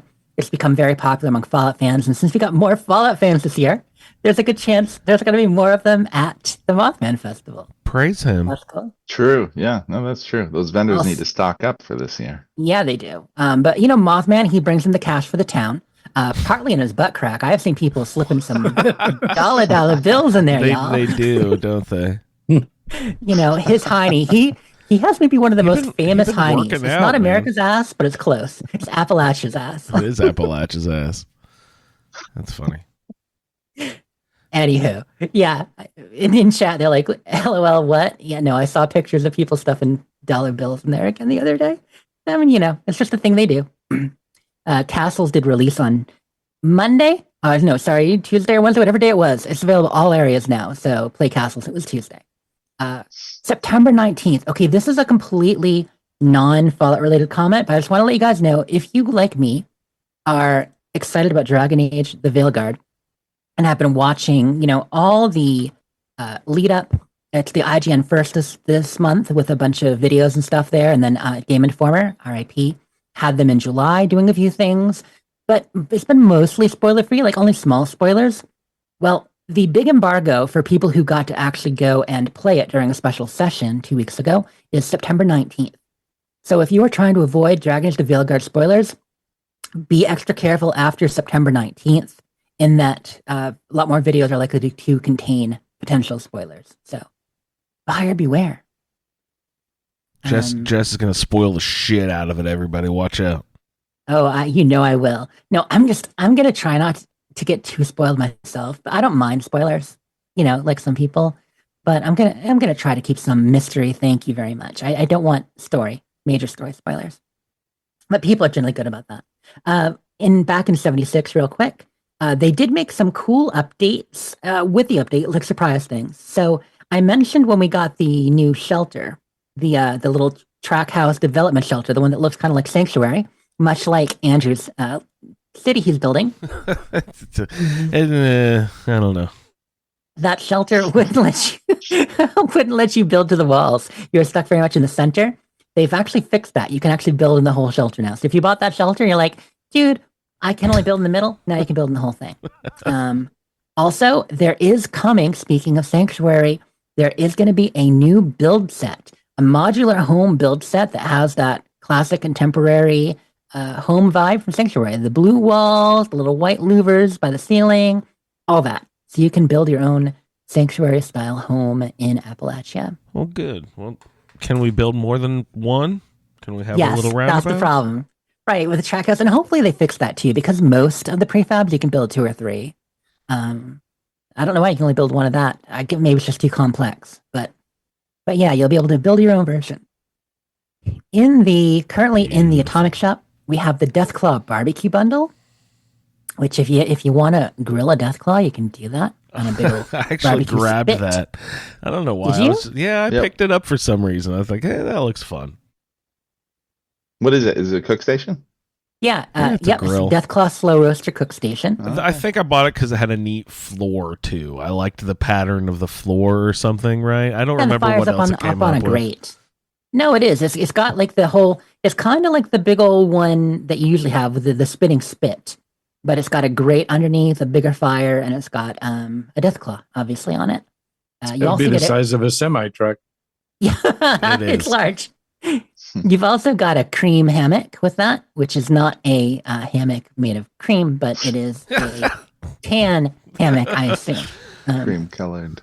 New outdoor rug, a little cattails, a weapon fun plaything, a red Hawaiian shirt and pants, barbecue grills. Yeah, cattails. And oh wait, no, because I'm sorry. Where's my mind going? The cattails are like the plant. The plant that grew around a pond. That's right? what I thought. There was a cat of 9 tails in there. I've actually seen it. I don't know why I thought that. Anyway, I'm reading my list. But yeah, you got cattails, like you get in the little swamps, and a turkey backpack flare. So good stuff. Have you looked at that turkey backpack flare? I have not. It's adorable. That might be really? It might be why I bought it. I don't know. I was in the game, but I'm a little bit item poor, so I glanced at the item shop. I didn't look at it deeply. I was looking for the turkey backpack flare individually. They don't. You have to get it in the pack. I was so upset. They do that to you. Yeah, they do that to you. It's not right. But they split off. so many portions of that bundle, but just not the one always something turkey they don't. items. Whether it's Plus- an emote that you really want or I don't. Why the turkey flag? I was so confused. I was like, So that you would buy the Dude. whole bundle. exactly, me specifically. But I mean, they got me. They got my 16, But I 1200 mean, atoms. how much would they charge for a flare? I don't know, $16 is the cost of the fucking bundle. yeah, they'll charge or as many whatever. Todorinos as they can get from you for sure. Exactly. Sure, all the atoms. All of the atoms. I'll also just But- mention one more thing. Atom Shop, the Evening Room bundle. It's a roll-up bundle from a lot of stuff we already have, but if you don't have things like the vault fireplace or the cool reclining sofa chair or the mole rat painting, stuff like that, they're all good items all together in the Evening Room bundle. So that's open. The mole rat, do they have like, are they wearing like bowler hats and monocles and playing cards and stuff like that? Have you not Is seen that? The mole rat's playing poker? Oh, really? For the first time I saw it the other day, I was like, that's adorable. It's a lot like the dogs playing poker. It's just kind of, they're sitting Yeah. around the table. Yeah. I think one might have a visor or something. Yeah, it's Exactly. great. Yeah, that The green green visor. see-through visor thing. Yeah. Do you guys And- still pay for first? Yeah. I almost didn't, but went ahead and let the charge go through. Well, it For the was year? a coup- Was yeah, it like $100 a couple for the year months or something? ago. Yeah. Yeah. I pay for more atoms than I should too, Lou. So you have atoms coming. Oh, you buy atoms otherwise. Yeah, she also buys real atoms too. Dedicated. I might do less, but I still, I gotta own it all. I gotta get it all. And I mean, I earn those atoms. I work hard for those atoms sometimes, like entering the build She contest and stuff like that worked to get hard them. for the But, Oh, yeah. atoms. Yeah. That's legit. yeah. So, So- hard for- Just gonna mention there are some new featured community creations. So Bethesda did some articles on featured creations for all 3 major games right now. Featured community creations in Skyrim, featured creation community mods in Fallout 4, and featured creations in Starfield. So Fallout 4, we still haven't switched over to creations nomenclature yet. Still got the old system while you can. But yeah, they're still doing that. Nice to have articles on that stuff. And of course, everybody is waiting for Shattered Space. Everybody, well, I say everybody, but let's be honest. I think a lot of our listeners play, especially at this point after we, talked about it so much last year. So that'll be coming in just 3 weeks? 2 3 weeks. weeks. To Shattered Space. Just a little over. And what is that one bringing? I never ended up playing. I don't think I will, just because of life. But what will Shattered Space bring to Just like a new, Starfield? he has a new quest line or what? A whole new quest line, a new region, basically a planet. We're going to go to Varun Kai, the homeland of the that's right. Varun. So, Ray's favorite faction there, maybe. And yeah, it's supposedly over 50 locations on the planet. So it's Any- going to be a much more focused single region kind of expansion. Nice. Any like mechanical gameplay sort of improvements to be We don't expected? know. Okay. We don't know. We already got our vehicle, right? We got the Rev 8 a couple weeks ago. Oh yeah, I still haven't done that. Are people having fun with that? I think so. Ray, are you using the Rev 8 at all? He just flies around spaceships and shoots shit. Are there Um, are there land pirates for you to steal their Rev 8s or whatever? Yeah, no, I mean, I've tried it a few times. It can be pretty awkward. You get on a planet that's got a lot of trees and rocks. It's hard to find your way around places. There's no roads, Mhm. so and in No Man's Sky, when you drive, into a tree, you flatten the tree. So, you just kind of go straight ahead and hit the gas and you just clear a path. Do you bounce Nice. off of it in this? With this one, you have to jump around. I haven't really loaded any mods for it, so I can't use it, to gather plant resources. Yep. I know you had trouble at first, and I mean, other mods are blocking you from getting in or getting out. Yeah, that I got solved. Right. I got there was a mod that came up that fixed a couple of the files.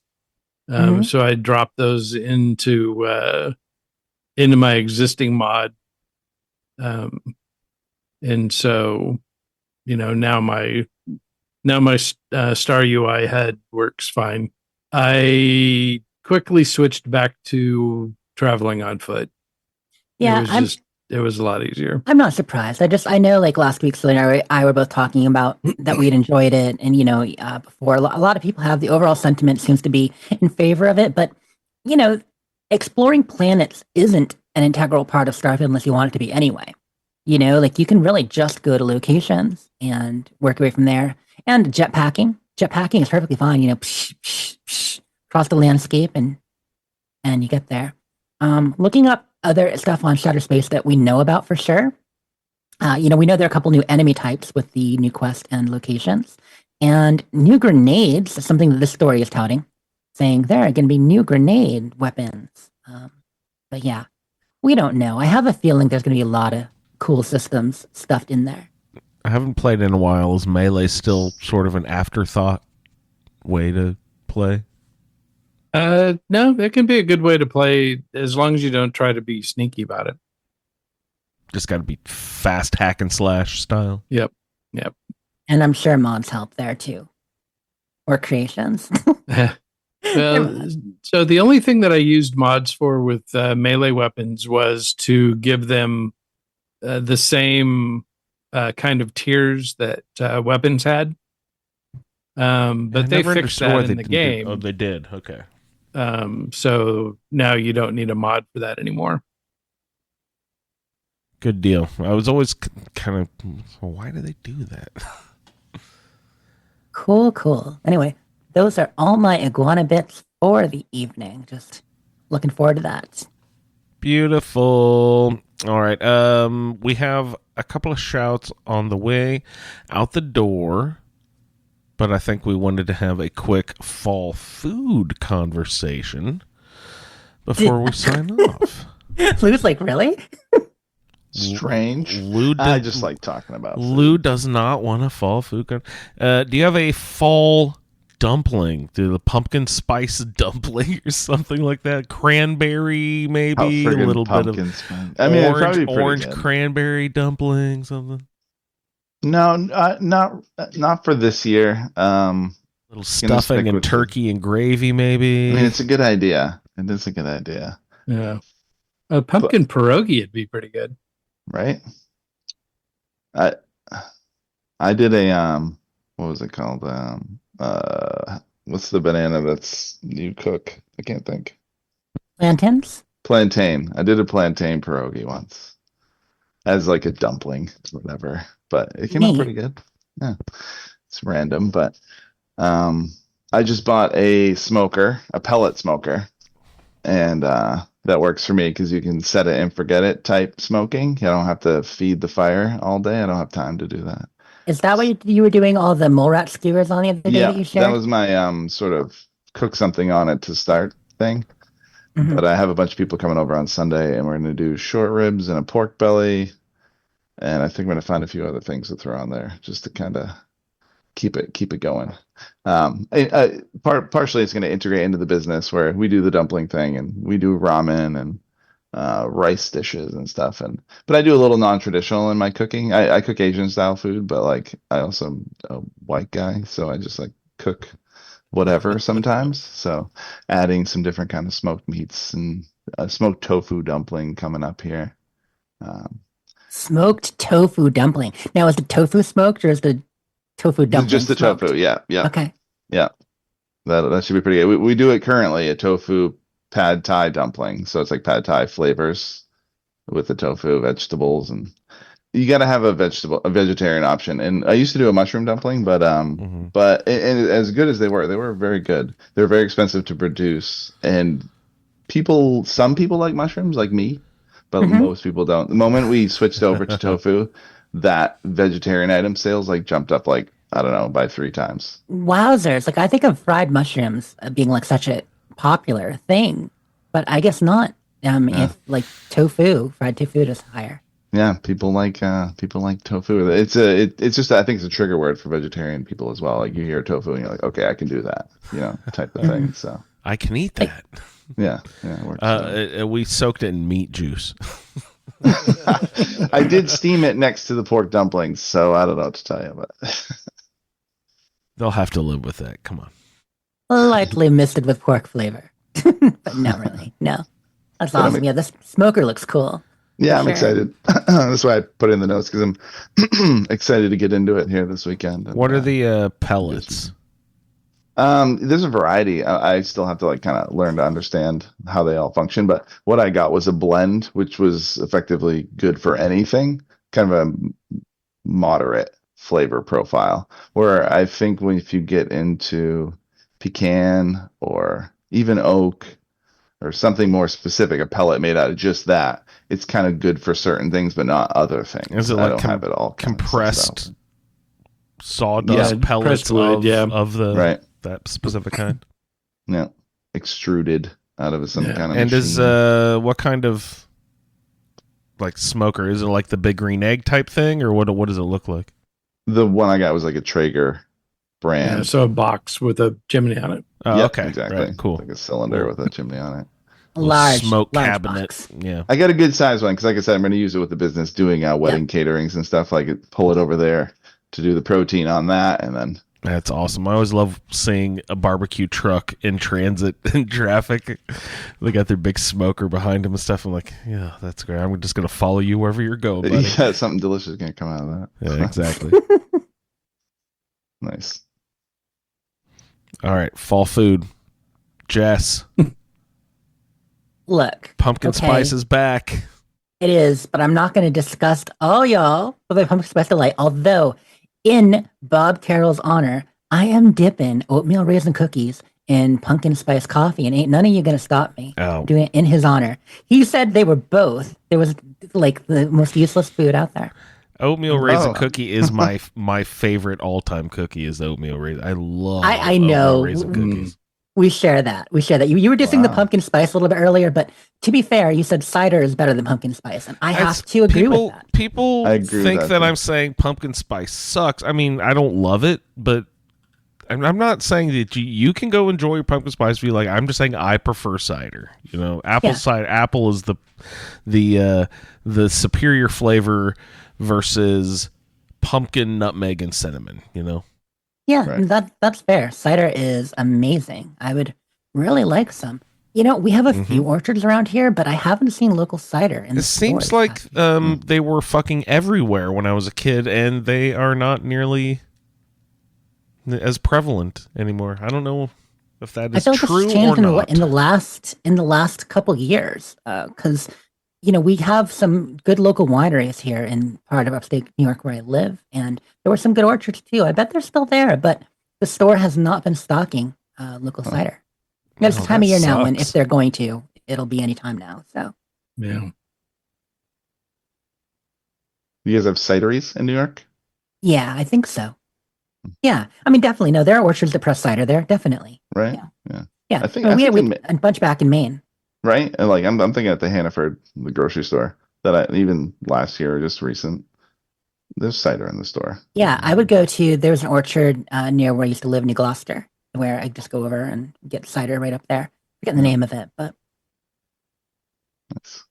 yeah, I love fresh cider. I just love cider. Cider slushies you see at the those pumpkin patches type of family events these days. I always get a cider slushy at those. That sounds pretty good. Yeah, But with the weather right now, even though it was teasing us It's like fucking 100 fall's degrees. coming Ugh. last week, Right. it's still hot enough. I'm not really thinking about fall foods. That's why I don't damn have it, too many yeah. on tap right now. yeah, it's True. not flowing quite yet, is it?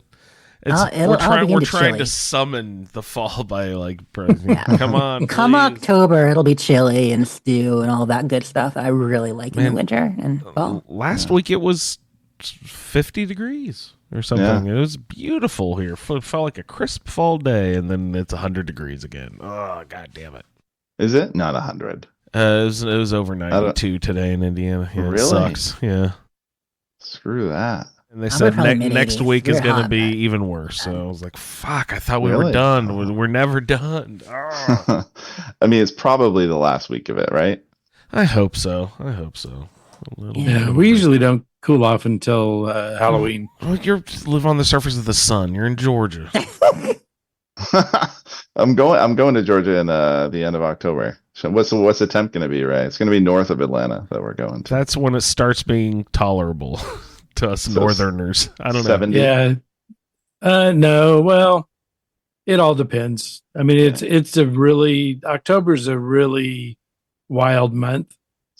So it could be, in the high 80s, or it could be, in the low 70s. Ooh, okay, but not colder than the low 70s, Not likely. Well, if you're going to be north of Atlanta, you'll be in the mountains right? It's wine country. with Dahlonega, Dahlonega. It's like it looks like the word baloney, but it's Yeah, With the D. It's Dahlonega. Yeah, so that's kind of, foothills. So yeah, it could be cooler there. okay. I just gotta, I'm like thinking about how the hell do I pack for this exactly, but You got to bring a coat for the morning and Yeah. a tank top and shorts for the afternoon. right, like this week, pretty much. It's kind of like this week. Yeah. 50 in the morning, 80 in the afternoon. That's the way she rolls. Yeah. All right. Do you guys have any other topics before we roll into the last shout here? I did get a kick out of the pizza that Jerry posted in Well, the food Discord. Tell me all about it. What's Jerry putting on So his it was pizza? black pudding and haggis. I was gonna say he's probably putting corn on it because he's European, right? No, it was black pudding and haggis. Black pudding. Let me see. Black pudding is probably black because it has like old It's blood dried sausage. blood in it, Blood right? sausage, yeah. And what was the other thing? Haggis Haggis, which is sheep's stomach, stuffed Yeah. with the rest of with the the guts. heart and yeah. So The other. so when organ I saw meats. that, I thought, okay, this pizza place is absolutely blowing it. Uh-huh. if their menu line isn't blood and guts pizza. Oh, that would be perfect. Right. This was a real pizza in Scotland that he posted. Yeah, it Yes. looked like where he lives. Oh, where he lives in northern Indiana. Interesting. No, commented.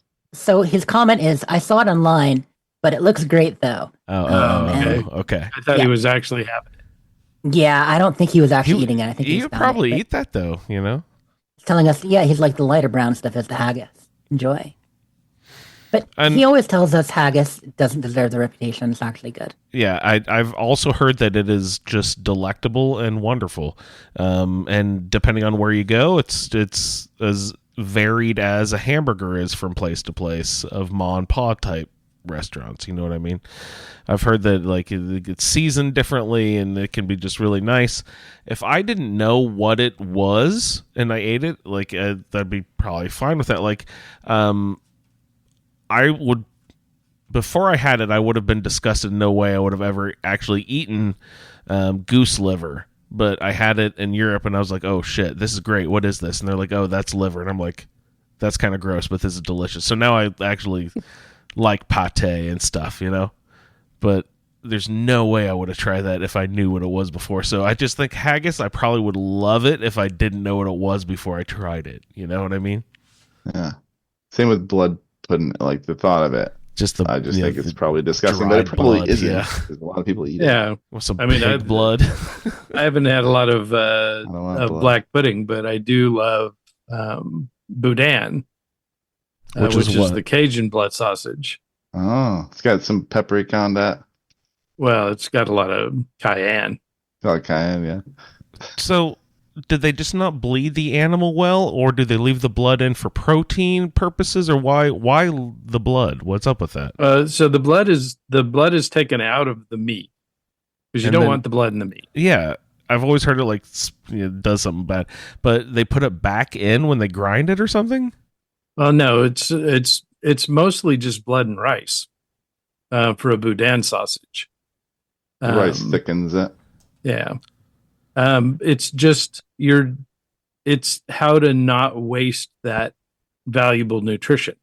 Right. When you're the iron in the blood or whatever. And the protein and everything else, when you're, a lot of these foods were, when all you could do would be to raise a hog, and then that was supposed to keep you for the winter. Yeah. And so you had every to damn eat piece. every single little bit of that you could. So you would soak the blood up with rice and then put it in an intestinal casing? Into a casing, yeah. And smoke it then probably, or dry it somehow? Do they boil smoke it? They just boil it. And blood sausage, how different would that process be? That's like lots of like grains and stuff in there, right? Well, that's probably the same version with the rice, right? The Spanish do it too. Morcilla. So that's how it's held together. It's the starch. It's the carb thing they add to it that kind of gives it. That kind of gives it some. So when you cook it, it congeals and gets hard. Right. So that then you can slice it up and serve it in, jambalaya or gumbo or whatever. You got a meat grinder at home, Ray? You ever made this stuff by yourself? I've never made blood sausage. But I don't think you need a grinder. I do make sausage. And you buy like intestinal tubing or whatever? Well, you buy casing.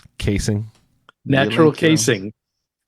Which is not intestinal lining? What is natural casing? Absolutely. Oh, it is? Okay. Yeah. So what they call the product. That makes it natural. Do you do that? Do you use the casing and make it, right? I typically don't. I don't bother. I don't. It's a pain in the butt to stuff the sausage. Yeah. And if I'm just gonna make spaghetti with it anyway, I'm just gonna grind it up and loose. Fry it up there. Yeah. But it's all the seasonings and the fennel and all that stuff that you would normally put in Italian sausage. Or maple syrup and stuff to make like a breakfast sausage, right? That type of thing. Have you been cooking lately, Ray? Not a ton. This is kind of the not cooking time of year. Oh, when's the winter is the cooking time of year? Yeah. Oh, okay. The heat's not insufferable, so you don't too hot outside to smoke. Yeah, it's miserable to try to go out, and then of course you're standing there getting eaten by mosquitoes, and so yeah, it's most of my outdoor cooking is done during the winter time. Since you don't get hard freezes in Georgia, do mosquitoes sometimes stick around year round? No. Okay. Mm-mm. No, we get cold enough that they go dormant. Yeah. All right. So I would just like to, as we close out the show here, just extend our thoughts with Randy and his continued recovery. Just like I say, thanks for hanging out, and hope you're doing well and on the mend, sir. Always appreciate you hanging out. All right, you guys have anything else you'd like to talk about this evening before we go ahead and roll on out? All good here. Well, in that case, Lou, would you like to tell us where we could find you or any information on your truck? Yeah, I mean, mostly it's Instagram at Ugly Dumpling Food Truck. More follows is good. People look at those numbers, so anybody wants to throw a follow just cuz, that'd be great. I appreciate it. And they always post delicious looking things that make me jealous that you're not closer by, We get good feedback, so I think it's all right. Yeah, always want to be. But thank you so much for hopping on this week, Lou. It's great to talk to you again, sir. All right, and you can find her over there on the Twitters at SleepIs4T, also at You Wastelanders, and at Dames Who Game. She's also really active over there on the Discord. Check her out. Thanks a lot, Jess. Thank you. Have a great day, y'all. Ray is also over there on the Discord a lot. Also at RayLB and at BBCISSS for the Butcher Baker Candlemaker in Space for all your No Man's Sky needs. Ray, thank you, sir. Good times. I can be found in our Facebook group, and the show is at The Fallout Feed. I'd like to thank everyone for downloading this edition of The Fallout Feed, and we will see you in the Wasteland. Thank you for downloading this episode of the Fallout Feed Roundtable. If you are interested in doing a play-along character with us, the show can be contacted by emailing falloutroundtable@gmail.com. For the Roundtable schedule, our Amazon link, and all other show information, please head on over to asapodcasting.com, where you will find the Fallout Feed, a Skyrimatic podcast, our YouTube channel, the Chatterbox, as well as other content. Once again, thank you for downloading, and we'll see you in the Wasteland. Is it traitor? It's a pain in the butt to stuff the sausage. I'm getting older, and I'd really like to have a farm. Pig rat bacon is very good. Pig rat bacon. Yep. That's tasty.